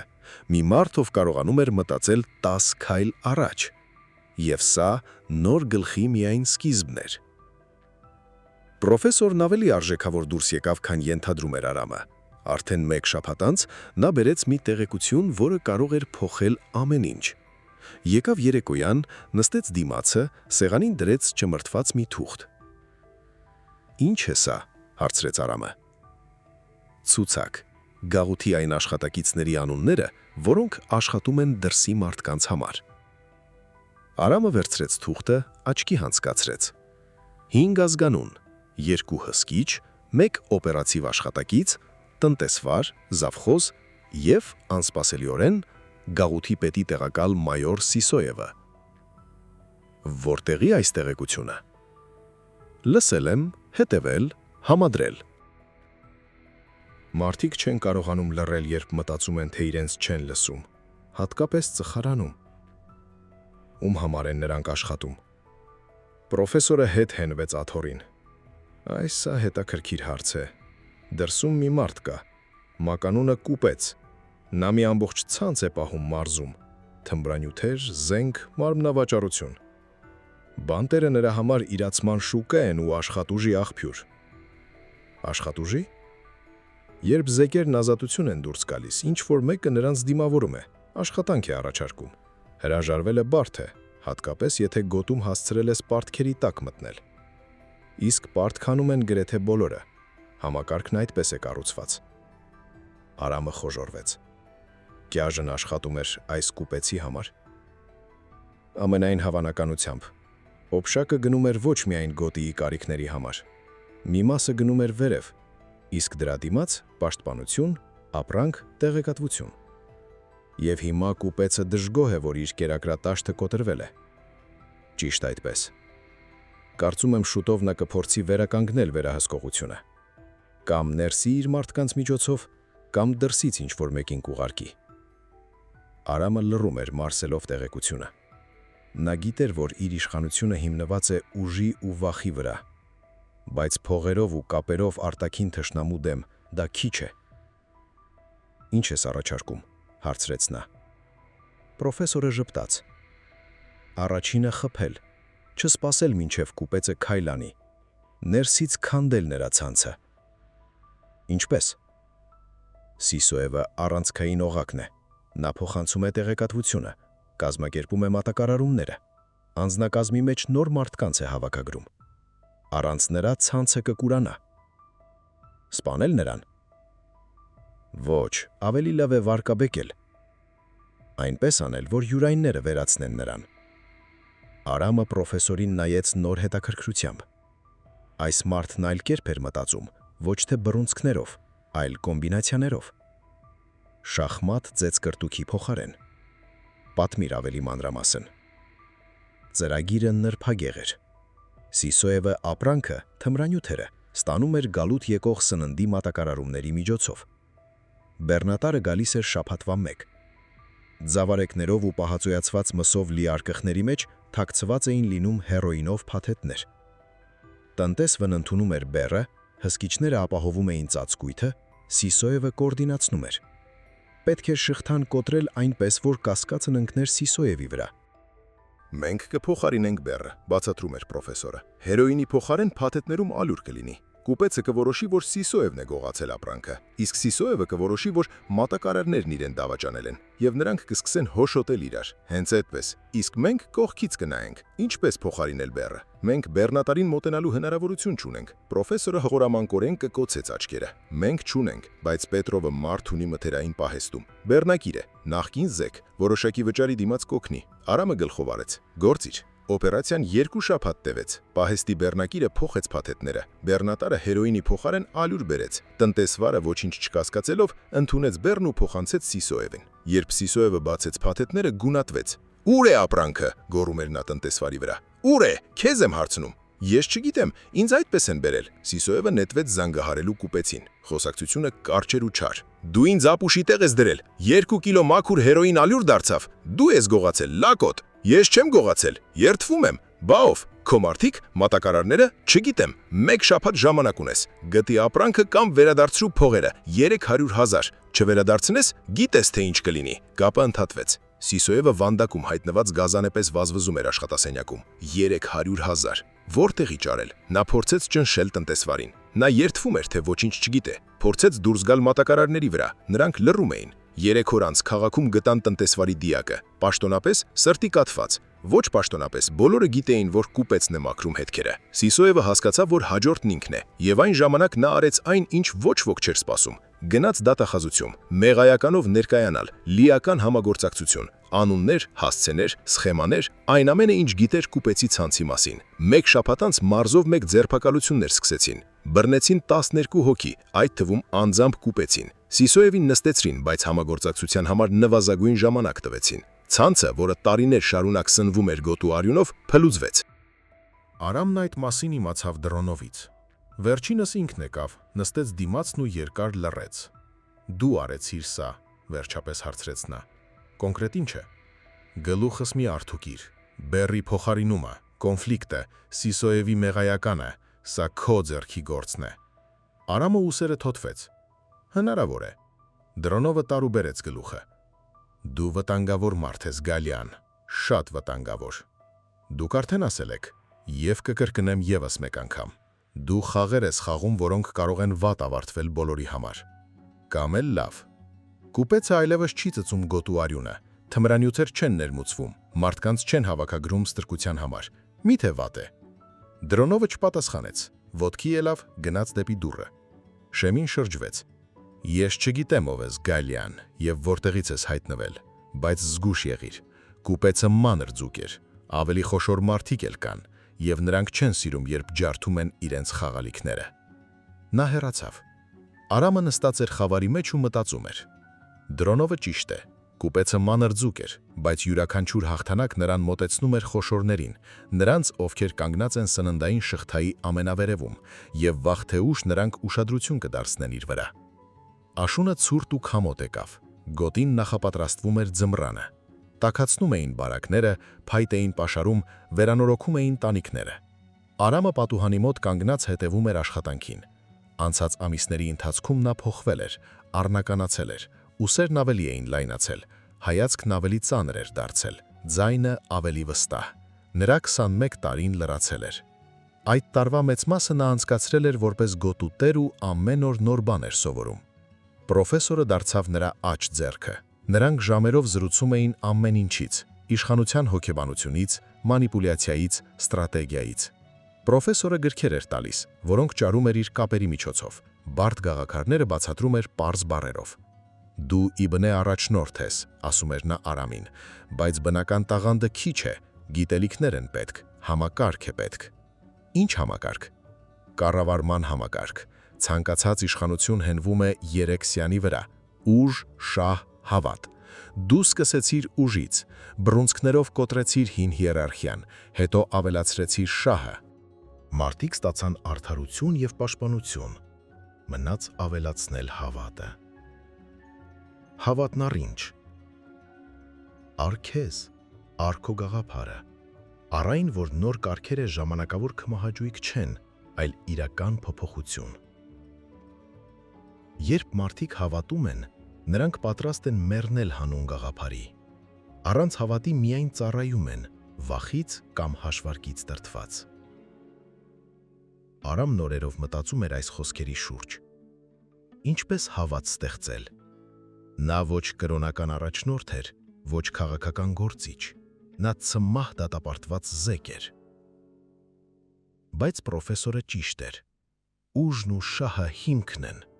հավատը, տանիքը։ Առանց տանիքի տունը կքանդվի առաջին իսկ փոթորկից։ Փոթորիկը վրա հասավ նոյեմբերին։ Գոտի եկավ նոր պետ, գնդապետ Գրոմովը, հատուկ ջոկատայինների նախկին հրամանատար, կոշտ, անզիջում։ Նրան Մոսկվայից էին ուղարկել հատուկ նրա համար, որ կարգուկանոն հաստատեր օրինակելի գաղութում, որ նստասեկոսեների կառավարվում էր դատապարտյալի կողմից։ Գրոմովը սկսեց փոքր բաներից, խստացրեց ռեժիմը, չեղարկեց թուլացումները, որոնք գաղտնի թույլատրում էր Դրոնովը, լրացուցիչ ստուգումներ, խուզարկություններ, սահմանափակումներ մտցրեց։ Հետո անցավ Արամին, կանչեց հարցաքննության, անձամբ, առանց օգնականների, առանց արձանագրության։ Գայլյան, ասաց Գրոմովը նայելով նրան անթարթ հայացքով, ես քո մասին շատ հետաքրքիր բաներ եմ լսել։ Հուսով եմ լավ բաներ։ Մի հուսա, ինձ ասում են դու ես այստեղ գլխավորը, ադմինիստրացիայից էլ կարևոր, օրենքներից էլ կարևոր, դա ճիշտ է։ Արամը լռում էր։ Պատասխանիր, երբ հարցնում են։ Ես սովորական դատապարտյալ եմ քաղաքացի գնդապետ, նստած եմ իմ ժամկետը։ Գրոմովը քմծի ծախ տվեց։ Սուտ մի խոսիր լակոտ։ Ես 20 տարի գործ եմ ունեցել քո նմանների հետ։ Դու սովորական չես, դու վտանգավոր ես, և ես պատրաստվում եմ քեզ կոտրել։ Փորձեք։ Գրոմովը ոտքի ելավ, ավելի մոտեցավ։ Գիտես ես ինչ էի անում Չեչնիայում։ Հարցաքննում էի գրոհայինների, իսկական, կոպված։ Նրանք բոլորն էլ կոտրվում էին վաղ թե ուշ։ Դու ավելի արագ կկոտրվես։ Հնարավոր է։ Հնարավոր չէ, այլ հաստատ։ Վաղվանից մենախուց, հատուկ ռեժիմ, ոչ մի շփում այլ դատապարտյալների հետ։ Կտեսնենք որքան կձգես։ Արամին տարան մեկուսարան, մի խուց 2 մետրի վրա, մերկ պատեր, աղոտ լամպ, օրը մեկ անգամ սնունդ, զբոսանք կես ժամ բետոնե պարկի մեջ, առանց երկնքի։ Օրերն անցնում էին, Արամը նստած էր խավարի մեջ ու մտածում էր։ Գրոմովը հաշվարկել էր կոտրել նրան մեկուսացմամբ, բայց չգիտեր, թե ում հետ գործ ունի։ Արամը սովոր էր մենակությանը, նա ամբողջ կյանքում մենակ էր եղել, մանկությունից, այն պահից ի վեր, երբ, բայց այդ մասին նա աշխատում էր չմտածել։ Գոտում այդ ընթացքում խմորումներ էին սկսվում։ Պետրովը հավաքեց մուժիկներին, Ասլանը իր մարդկանց։ Նույնիսկ կաղն ու թևաթը դժգոհություն հայտնեցին նոր ռեժիմի վերաբերյալ։ Պետք է հանել Գայլյանին, ասում էր Պետրովը, առանց նրա ամեն ինչ կքանդվի։ Ինչպես, հարցնում էր պրոֆեսորը։ Գրոմովը Դրոնովը չէ, նրան ոչ կաշառել կարող ես, ոչ էլ վախեցնել։ Բա էլ ինչ անենք։ Պրոֆեսորը լռում էր, նա մտածում էր և 3 օր անց եկավ ծրագրով։ Պետք չէ հանել Գայլյանին, ասաց նա, պետք է վերացնել Գրոմովին։ Սպանել։ Ոչ, վարկաբեկել, ինչպես Սիսոևին, պարզապես ավելի խորամանկ ձևով։ Ծրագիրը հասունանում էր 1 շաբաթ։ Պրոֆեսորը տեղեկություններ էր հավաքում, ցանցեր էր հյուսում, քաշում էր թելերը։ Պարզվեց, որ Գրոմովը մի թույլ տեղ ուներ, որդին, 20-ամյա մի տղա, մոսկովյան բուհերից մեկի ուսանող, որը թմրամոլ էր։ Հայրը թաքցնում էր դա, լռության համար վճարում էր, ծածկում էր ոստիկանությունից։ Պրոֆեսորը ելք գտավ դեպի այն մարդիկ, ովքեր գիտեին այս գաղտնիքը։ Անանուն նամակ գնաց քրեակատարողական վարչություն, ՎՍԻՆ։ 2 շաբաթ անց ստուգում եկավ։ Գրոմովին հեռացրին պաշտոնից։ Պաշտոնապես ոչ թե որդու, այլ լիազորությունների չարաշահման համար, բայց բոլորը հասկանում էին, որ դա կարիերայի վերջն է։ Արամին մեկուսարանից հանեցին ձերբակալություն 3 շաբաթ անց, նիհարած, մորուքով պատված, բայց չկոտրված։ Երբ նա դուրս եկավ բարակ, նրան դիմավորեցին հոտնընկայս, մուժիկներ, բլատնոյներ, կովկասիցիներ, բոլորը միասին, գոտու պատմության մեջ առաջին անգամ։ «Բարի վերադարձ», ասաց Պետրովը, Արամը գլխով արավ, նայեց շուրջը կանգնածների դեմքերին ու տեսավ այն, ինչի մասին ասում էր պրոֆեսորը՝ հավատ։ Իրական հավատ առ ինքը, առ իր գաղափարը, առ նոր կարգերը։ Նա անցավ մեկուսարանի մեջով ու դուրս եկավ ավելի ուժեղ։ Դա փորձություն էր, եւ նա այն հաղթահարեց։ Հիմա նրա իշխանությունը դարձավ բացարձակ։ 2004 թվականի ձմեռը խստաշունչ ստացվեց։ Սառնամանիքները հասնում էին 30 աստիճանի։ Քամին ոռնում էր բարակների ճեղքերում։ Ջեռուցման խողովակները հազիվ էին գլուխանում։ Արամը նստած էր իր անկյունում, նայում էր պատուհանի վրայի եղիամին։ Մեկուսարանից հետո նա ուրիշ էր դարձել, ավելի լուղ, ավելի մտախոհ, ավելի քիչ էր խոսում, ավելի շատ լսում։ Շրջապատի մարդիկ նկատում էին փոփոխությունը, բայց չէին հասկանում դրա բնույթը։ Պրոֆեսորը հասկանում էր։ «Դու անցյալի մասին ես մտածում», ասաց նա մի երեկո, «այն մասին, թե ինչը քեզ այստեղ բերեց»։ Արամը չպատասխանեց։ «Ես կարդացել եմ քո գործը», շարունակեց պրոֆեսորը։ «Պաշտոնապես 3 սպանություն՝ հայր, մայր, կրտսեր եղբայր։ Դու միակ ողջ մնացածն էիր և միակ մեղադրյալը»։ Լռություն։ Բայց գործի մեջ բան չի բռնում, չափազանց շատ են անհամապատասխանությունները։ Փորձախնությունն արվել է փնթի ձևով, վկաները խճճվում են ցուցմունքների մեջ։ Այնպիսի տպավորություն է, թե ինչ-որ մեկը շատ էր ուզում այդ գործը հնարավորինս շուտ փակել։ Արամը թեքեց գլուխը։ «Դա ինչի համար է պետք»։ «Ուզում եմ հասկանալ, ով ես դու իրականում, Գայլյան»։ Երկար դադար։ Հետո Արամը սկսեց խոսել, հանգիստ, միալար, նայելով պատին։ «Ես 17 տարեկան էի։ Մենք ապրում էինք Եկատերինբուրգի մոտ գտնվող Ավանում։ Հայրս աշխատում էր գործարանում, մայրս դպրոցում։ Կրտսեր եղբորս Միշկայի 12 տարին նոր էր լրացել։ Նա լռեց։ Հայրս մարդկանց շատ փող էր պարտք, վերցրել էր մորս բուժման համար։ Նա հիվանդ էր։ Ժամանակին չվերադարձրեց։ Նրանք եկան գիշերը, 4 հոգով, դիմակներով։ Նրա ձայնը չդողաց։ Ես արթնացա ճիխերից, վազեցի միջանցք։ Հայրս ընկած էր հատակին, ամենուր արյուն էր։ Մայրս փորձում էր իրենով փակել Միշկային, չհասցրեց։ Իսկ դու։ Ես մեկին սպանեցի մերկ ձեռքերով։ Խոհանոցում դանակ գտա, սպանեցի երկրորդին։ Երրորդը կրակեց ինձ վրա, քերծեց ուսս։ Ես նրան էլ հասցրեցի գետնով տալ։ Չորրորդը փախավ։ Պրոֆեսորը լուռ լսում էր։ Երբ ոստիկանությունը եկավ, ինձ գտան դանակը ձեռքիս, շուրջս 4 դիակ։ Ես շոկի մեջ էի, չէի կարողանում խոսել։ Նրանք որոշեցին, որ ես եմ բոլորին սպանել, ներառյալ ընտանիքս։ Իսկ չորրորդին նրանով փախավ, չփնտրեցին։ Քննությունը որոշեց, որ ես գժվել եմ։ Հոգեբուժական փորձաքննություն, սահմանափակ մեղսունակություն, գնդակահարության փոխարեն ցմահ։ Եվ դու չփորձեցիր ապացուցել ճշմարտությունը։ Արամը քմծիցախ տվեց։ Ում։ Ինձ նշանակված փաստաբանին։ Նա նույնիսկ գործը չէր կարդացել։ Դատավորի, ով ուզում էր օր առաջ ավարտել այն։ Ոչ մեկին ճշմարտությունը պետք չէր։ Նրանց մեղավոր էր պետք։ Նրանք այն ստացան։ Պրոֆեսորը երկար լռում էր, մարսելով լսածը։ Չորրորդը։ Դու գիտես ով է։ Գիտեմ։ Ավելի ուշ, արդեն այստեղ իմացա, մարդկանց միջոցով։ Նրա անունը Լեոնիդ Չեռնիխը, մականունը Լյոնյա Չորնի։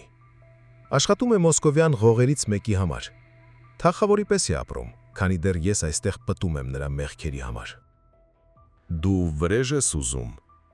Արամը շրջվեց պրոֆեսորի կողմը։ Նրա աչքերում սառը կրակ էր վառվում։ Ես արդարություն եմ ուզում։ Իրական արդարություն, այն, որն ինձ չտվեցին։ Եվ ինչպես ես պատրաստվում այն ստանալ։ Դու այստեղ ես, նա դրսում։ Առայժմ այստեղ, բայց ոչ ընդմիշտ։ Պրոֆեսորը խոժոռվեց։ Ինչ նկատի ունես։ Ես դուրս եմ գալու վաղ թե ուշ, եւ այն ժամանակ կգտնեմ նրան։ Քո ժամկետը ցմահ է, Արամ։ Ցմահը դա ընդմիշտ է։ Ոչինչ ընդմիշտ չի լինում։ Նորությունը եկավ փետրվարին։ Գերագույն դատարանը վարույթ էր ընդունել Գայլյանի գործով վճռաբեկ բողոքը։ Հիմքը նոր ի հայտ եկած հանգամանքներ։ Արամն այդ մասին իմացավ Դրոնովից։ Վերջինս ինքը եկավ թղթերը ձեռքին։ «Քեզ բախտ վիճակվեց», ասաց Դրոնովը։ «Դրսում ինչ-որ մեկը քրքրում է գործդ։ Վկա են գտել, որն այն գիշեր տեսել է, թե ինչպես է չորրորդ մարդը փախչում ձեր տնից։ Նախկինում այդ վկան լռում էր, վախենում էր, հիմա խոսել է»։ Արամը նայում էր թղթերին։ «Ով է քրքրում»։ «Չգիտեմ, Մոսկվայից ինչ-որ փաստաբան, իրավապաշտպան, քո գործը վերցրել է անվճար»։ «Պրոֆեսորը, դա կարող էր լինել միայն նա, իր կապերով, իր դրսի մարդկանցով»։ Արամը գտավ պրոֆեսորին գրադարանում։ Վերջինս նստած էր գրքի վրա, նշումներ էր անում։ «Սա դու ես», հարցրեց Արամն առանց նախաբանի։ Պրոֆեսորը բարձրացրեց աչքերը։ «Կոնկրետ ի՞նչը»։ «Փաստաբան, վկա, վճռաբեկ բողոք»։ Պրոֆեսորը ժպտաց։ «Ես քեզ ասել էի, որ կապեր ունեմ և կարողանում եմ դրանք օգտագործել»։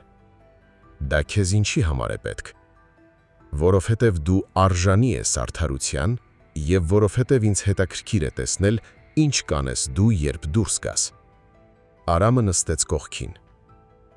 «Դու հավատում ես, որ դուրս կգամ»։ «Հավատում եմ։ Գործը թույլ է, ապացույցները կասկածելի։ Լավ փաստաբանի դեպքում վերանայման իրական շանսեր կան։ Ոչ թե արդարացում, այլ մեղմացում։ Մի 15 տարի ցմահի փոխարեն։ 15 տարին միևնույն է, հավերժություն է։ Ոչ, 15 տարին ժամկետ է։ Իսկ ժամկետը կարելի է կրճատել լավ վարքի, աշխատանքի, քննության աջակցելու համար։ Մի 7-8 տարուց կարող ես պայմանական վաղաժամկետով դուրս գալ։ Արամը լռում էր։ 7 տարի։ Մի ամբողջ կյանք է, և այնուամենայնիվ դա ընդմիշտ չէր։ Բայց կան պայմաններ, շարունակեց պրոֆեսորը, որպեսզի սա աշխատի, դու պետք է լինես օրինակելի դատապարտյալ։ Ոչ մի ձեծ կրտուկ, ոչ մի կոնֆլիկտ ադմինիստրացիայի հետ։ Մաքուր հեղինակություն։ Իսկ գոտին, եթե ես քաշվեմ գործերից, ամեն ինչ կքանդվի։ Մի քաշվիր, կառավարիր այլ կերպ, մարդկանց միջոցով, համակարգի միջոցով։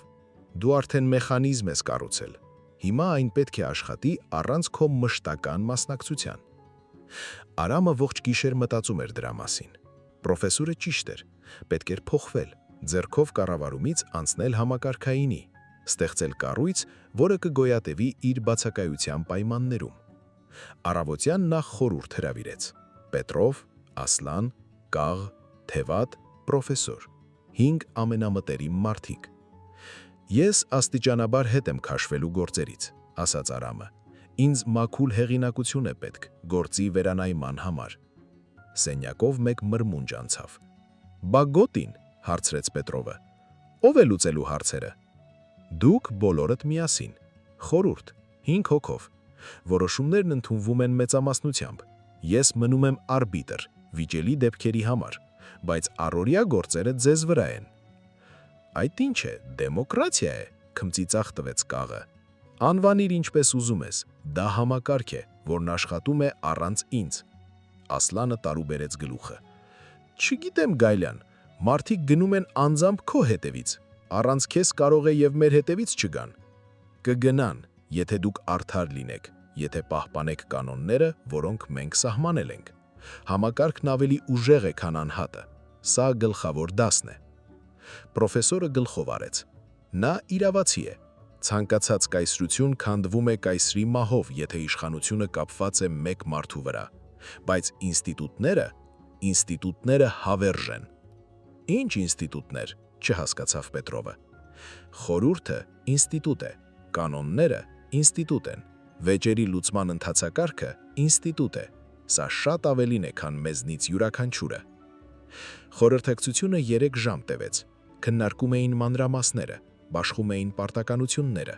Վերջում բոլորը սեղմեցին միմյանց ձեռքը առաջին անգամ որպես հավասար գործընկեր, այլ ոչ թե որպես ենթականեր և պետ։ Համակարգն աշխատեց։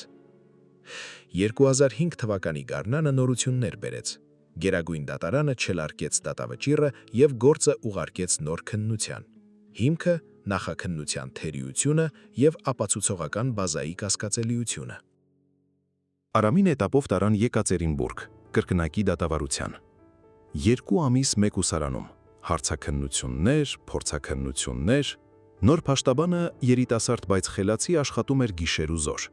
Վկանով լռել էր 8 տարի, ցուցմունք տվեց։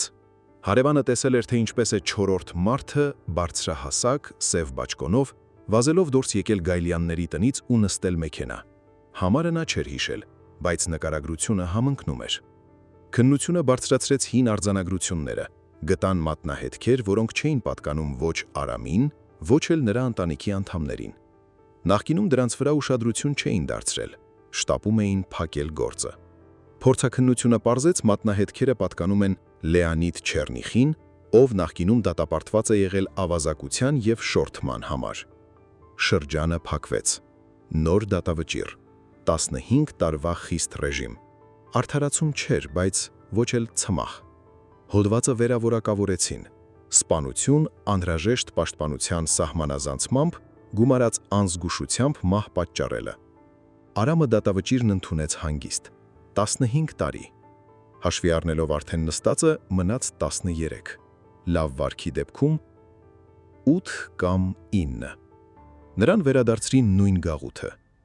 Գոտին նրան հերոսի պես դիմավորեց։ Դու վերադարձա, ասաց Պետրովը գրկելով նրան։ Վերադարձա, և կմնամ ևս մի քանի տարի։ Խորհուրդն առանց նրա աշխատել էր 2 ամիս, և լավ էր աշխատել։ Վեճերը լուծվում էին, կարգուկանոնը պահպանվում էր։ Համակարգն ապացուցեց իր կենսունակությունը։ Պրոֆեսորը նրան դիմավորեց գրադարանում։ Շնորհավորում եմ, առաջին քայլն արված է։ Մնացին ևս շատ քայլեր։ Հա, բայց հիմա դու ունես նպատակ և ունես ժամկետ։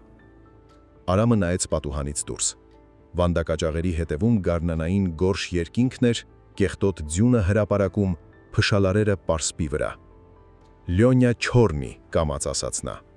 Նա գիտի, որ գործը վերանայվել է, գիտի, որ մարդիկ հետևում են իրեն, և ինչպես է նա հիմա նյարդայնանում։ Հատակն է անցել։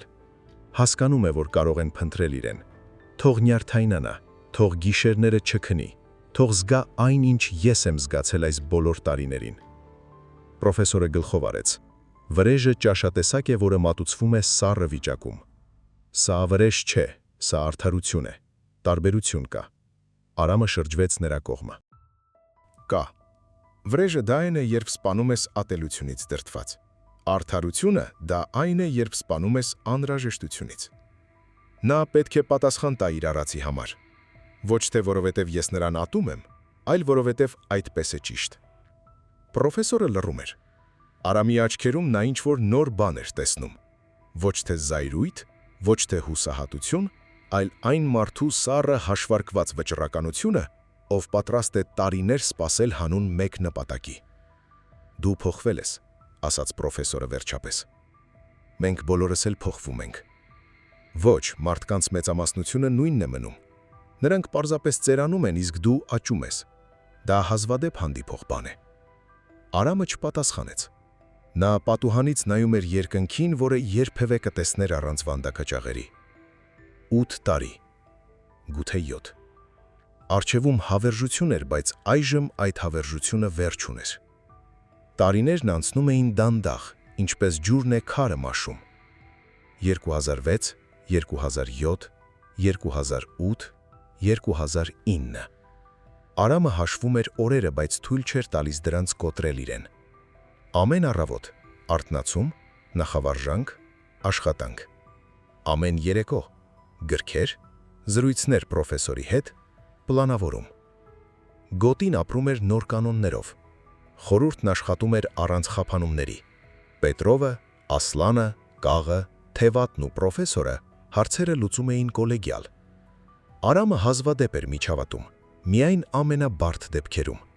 Նրա խոսքը նախկինի պես օրենք էր, բայց նա այդ իշխանությունն օգտագործում էր գնալով ավելի հազվադեպ։ Մարդիկ գալիս ու գնում էին։ Ոմանք ազատվում էին, մյուսները գալիս էին էտապներով, բայց համակարգը մնում էր։ Այն նույն ինստիտուտները, որոնց մասին խոսում էր պրոֆեսորը։ Նորեկներն արագ յուրացնում էին կանոնները։ Ոչ մի կաստա, ոչ մի շորթում, վեճերը խորհրդի միջոցով։ Ադմինիստրացիան նույնպես փոխվում էր։ Գրոմովից հետո եկավ գնդապետ Սավելյևը, մեղմ, հասկացող մարդ։ Նա արագ գնահատեց գոտու կարգուկանոնն ու որոշեց չմիջամտել։ Չգրված պայմանագիրը նրա եւ Արամի միջև աշխատում էր ի նպաստ երկուսի։ 2010-ին կաղը մահացավ։ Սիրտը չդիմացավ 20 տարվա բանտարկությանը։ Նրան թաղեցին բանտային գերեզմանատանում, պարզ ու անաղմուկ։ Արամը կանգնած էր գերեզմանի մոտ, նայում էր փայտե խաչին։ Նա թշնամի էր, հետո դարձավ դաշնակից։ Նա վատ մարդ էր թե լավ, կարևոր չէ, այժմ նա չկա։ Կաղի փոխարեն խորուրդ մտավ Ֆիլին մականունով մի երիտասարդ գող, խելացի, զգուշ։ Արամն ամիսներ շարունակ ուսումնասիրում էր նրան նախքան հավանություն տալը։ 2011-ին ազատվեց թևատը, նստեց ամբողջ ժամկետը, 22 տարի, գնաց հանգիստ, առանց պաթոսի։ Հրաժեշտին սեղմեց Արամի ձեռքը։ «Շնորհակալ եմ քեզ», ասաց նա, ամեն ինչի համար։ Ինչի համար։ Նրա համար, որ վերջին 7 տարիները մարդկային էին։ Ես 40 տարի գոտիներում եմ եղել, ու առաջին անգամ ինձ մարդ զգացի, ոչ թե գազան։ Նա դուրս եկավ դարպասներից ու այլևս չվերադարձավ։ Ասում էին գնացել է գյուղ, հեռավոր բարեկամների մոտ կյանքի վերջին տարիներն ապրելու։ Արամը պայմանական վաղաժամկետ ազատման դիմում գրեց 2012-ին։ Այդ ժամանակ նա նստել էր 11 տարի։ 3.5 առաջին դատավճռով, մնացածը նորով։ Բնութագրերը անթերի էին։ Ոչ մի խախտում վերջին 7 տարվա ընթացքում, մասնակցություն աշխատանքային գործունեությանը, դրական կարծիքներ ադմինիստրացիայից։ Հանձնաժողովը գործը քննեց 3 ժամ։ Քվեարկեցին 4-ը կողմ, 1-ը դեմ։ Պայմանական վաղաժամկետ ազատումը հաստատվեց։ Արամն այդ մասին իմացավ երեկոյան։ Նստած էր բարաքում, երբ ներս մտավ Դրոնովը, արդեն ծերացած մի փոխգնդապետ։ «Շնորհավորում եմ», ասաց նա, 2 շաբաթից ազատ ես։ Արամը լուր գլխով արեց։ «Ես մտածում էի, թե այսօրը երբեք չի գա», խոստովանեց Դրոնովը։ «Երբ դու հայտնվեցիր այստեղ, երիտասարդ, կատաղած, ես վստահ էի, որ կմեռնես գոտում, կամ կսպանեն, կամ ինքդ դուրս կգաս վերահսկողությունից։ Ես էլ էի այդպես մտածում։ Ինչը փոխվեց»։ Արամը նայեց նրան։ «Ես նպատակ գտա, իսկ նպատակ ունեցող մարդը չի մեռնում, մինչև չի հասնում դրան»։ 2 շաբաթն արագ թռավ։ Արամը հանձնում էր գործերը, հրահանգավորում էր խորհրդին, հրաժեշտ էր տալիս մարդկանց։ Պրոֆեսորը գնալու էր նրա հետ միասին, նրա ժամկետն էլ էր ավարտվում։ Նրանք պետք է դուրս գային նույն օրը։ «Ինչ ես անելու դրսում», հարցրեց Արամը։ «Գիրք եմ գրելու, այն նույն գիրքը, որի մասին ասում էի, 20-ամյա տղայի պատմությունը, որը կոտրեց համակարգը։ Իմ մասին, քո մասին, գոտու մասին, այն ամենի մասին, ինչ այստեղ տեղի ունեցավ»։ «Անունները կփոխես»։ Պրոֆեսորը ժպտաց։ «Իհարկե, բայց նրանք, ովքեր գիտեն, կճանաչեն»։ Վերջին երեկոն էր։ Արամը նստած էր իր մահճակալին, նայում էր խավարին։ Վաղն ազատություն, վաղը կսկսվի նոր կյանք։ Պետրովն եկավ հրաժեշտ տալու։ Նրան մնացել էր եւս 3 տարի։ «Գոտին կարոտելու է քեզ», ասաց նա։ «Գոտին գլուխ կհանի, դուք գլուխ կհանեք»։ «Գիտեմ, բայց միևնույն է»։ Նրանք գրկախառնվեցին ամուր, տղամարդավարի։ «Շնորհակալ եմ քեզ, Արամ, ամեն ինչի համար։ Դու փոխեցիր այս վայրը»։ «Մենք միասին փոխեցինք»։ Ասլանն էլ եկավ։ Նրան մնացել էր 5 տարի։ «Դրսում զգուշ կլինես», ասաց նա։ «Այնտեղ ուրիշ կանոններ են»։ «Գիտեմ, եթե օգնություն լինի պետք, ես մարդիկ ունեմ, մի խոսք ասա»։ «Շնորհակալ եմ, կհիշեմ»։ Առավոտյան Արամը քաղաքացիական հագուստ հագավ, ջինս, սվիտեր, բաճկոն։ Ամեն ինչ օտար էր, անհարմար։ 11 տարի նա բանտային համազգեստ էր կրել, մոռացել էր, թե ինչպես է դա սովորական հագուստով լինել։ Դարպասները բացվեցին, Արամը մի քայլ արեց ու հայտնվեց դրսում։ Ազատություն։ Երկինքը հսկայական էր, առանց վանդակաճաղերի, առանց փշալարերի։ Օդը գարնան, հալվող ձյան, կյանքի հոտ ուներ։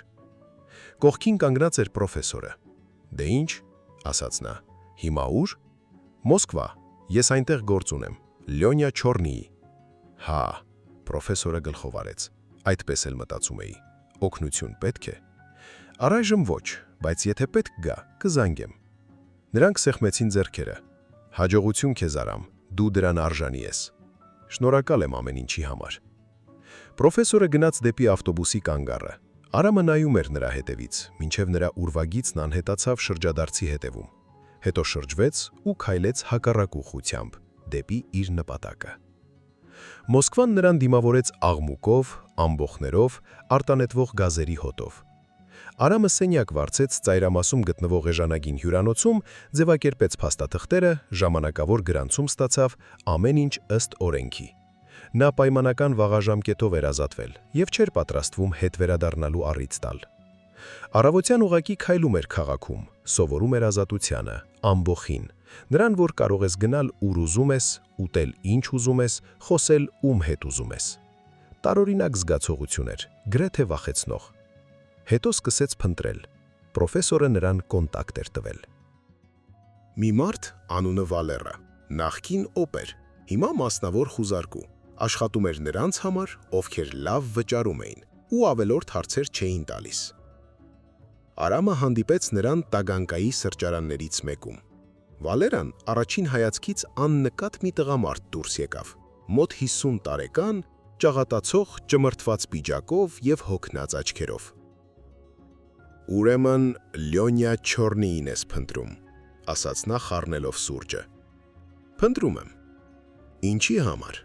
Անձնական է։ Վալերան քմծիծաղ տվեց։ Անձնականը լավ է, անձնականը ես հասկանում եմ, բայց նկատի ունեցիր, նա հասարակ մարդ չէ, լուրջ մարդկանց համար է աշխատում։ Եթե նրան ձեռք տաս, խնդիրներ կլինեն։ Ես տեղյակ եմ։ Եվ միևնույն է, ուզում ես։ Ուզում եմ։ Վալերան երկար նայեց նրան, հետո գլխով այց։ Լավ, 20,000 ու մեկ շաբաթից նրա հասցեն, օրվա գրաֆիկն ու սովորությունները քեզ մոտ կլինեն։ Եղավ, պայմանավորվեցինք։ Արամը փող ուներ, պրոֆեսորն էր օգնել։ Տվել էր այն մարդու կոնտակտը, որն ապօրինի դատապարտման համար փոխհատուցում էր վճարել։ Գումարը մեծ չէր, բայց սկզբի համար հերիքում էր։ Մեկ շաբաթ անց Վալերան բերեց մի թղթապանակ, բարակ, բայց բովանդակալից։ Լեոնիդ Չերնիխ, 43 տարեկան, ապրում է մերձ Մոսկվայում Նիկոլինա ավանում, հողամասով տուն, կին, 2 երեխա։ Աշխատում է մոսկովյան մի հեղինակության համար, մականունը Կոմս, գրաֆ։ Զբաղվում է պարտքեր շորթելով, երբեմն էլ արյունոտ գործերով։ Վարում է սև ամենագնաց, սիրում է որսորդություն և բաղնիք։ Ուրբաթ օրերը ընկերների հետ Ռուբլովկայի սաունայում է։ Արամը մի քանի օր ուսումնասիրում էր դոսիեն, մտապահում երթուղիները, սովորությունները, թույլ տեղերը։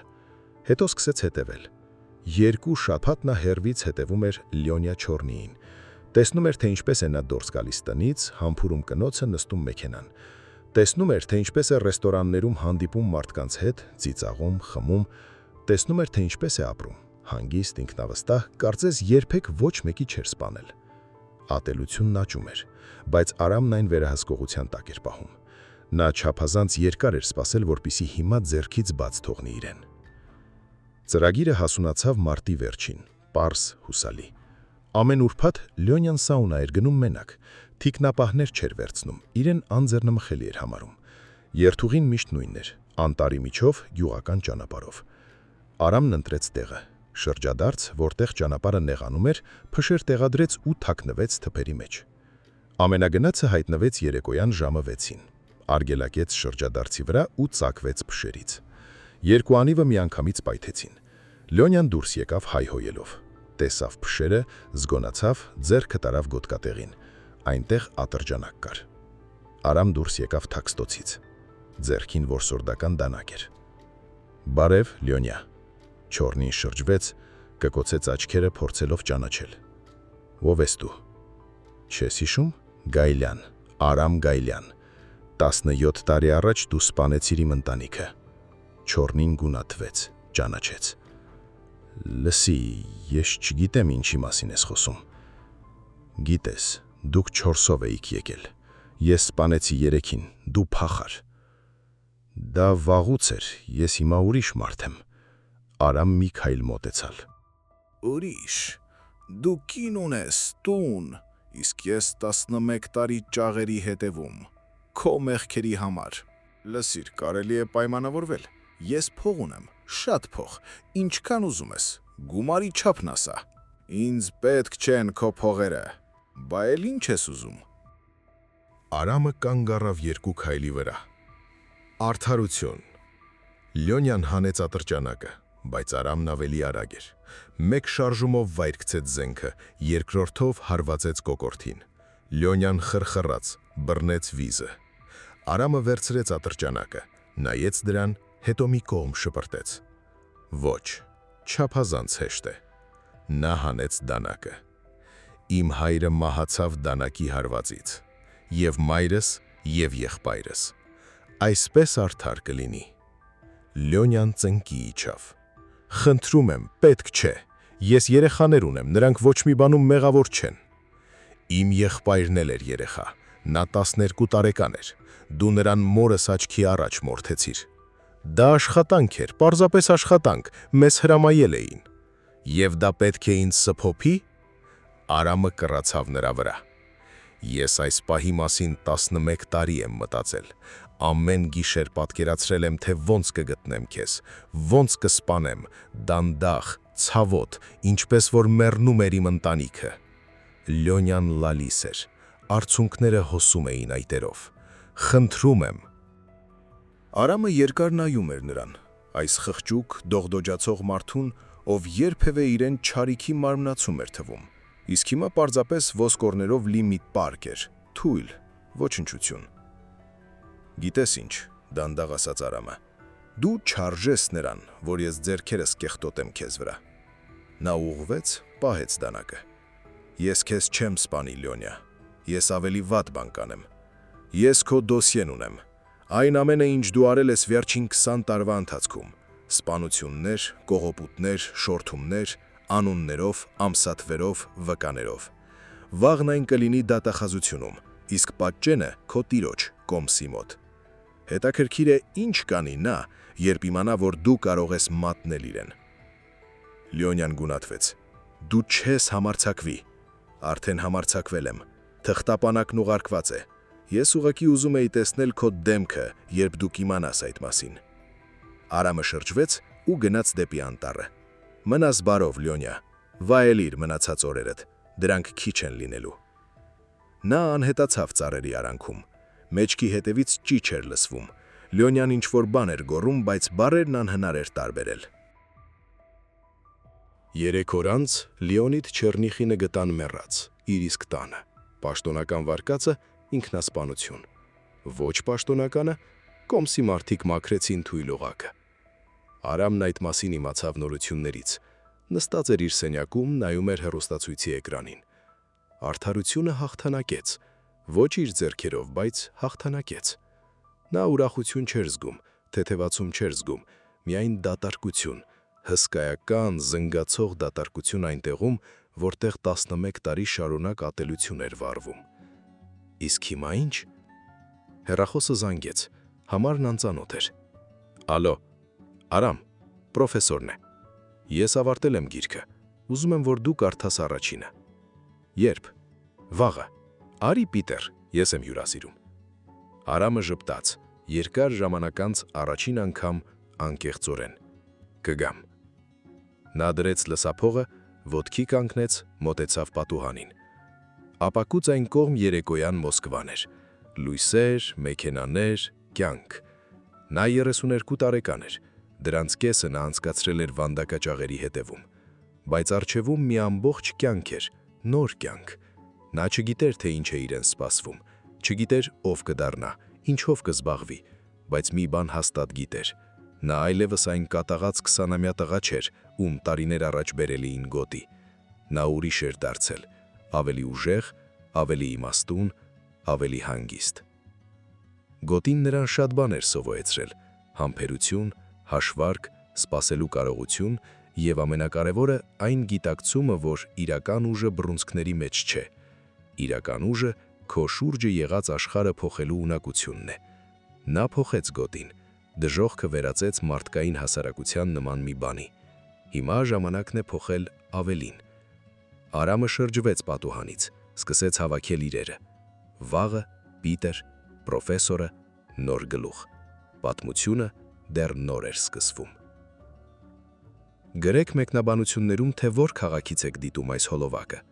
Ինչ եք կարծում, Արամն արժանի էր ազատմանը և ճիշտ վարվեց արդյոք նա, իր ձեռքերով չսպանելով Լյոնյային։ Ձեր կարծիքը շատ կարևոր է մեզ համար։ Հավանեք հոլովակը, եթե պատմությունը ձեզ գրավեց։ Բաժանորդագրվեք ալիքին, որպեսզի բաց չթողնեք նոր պատմություններ այն մարդկանց մասին, ովքեր անցել են դժոխքի միջով և այնտեղից դուրս են եկել բոլորովին այլ մարդ դարձած։ Կհանդիպենք հաջորդ տեսանյութում։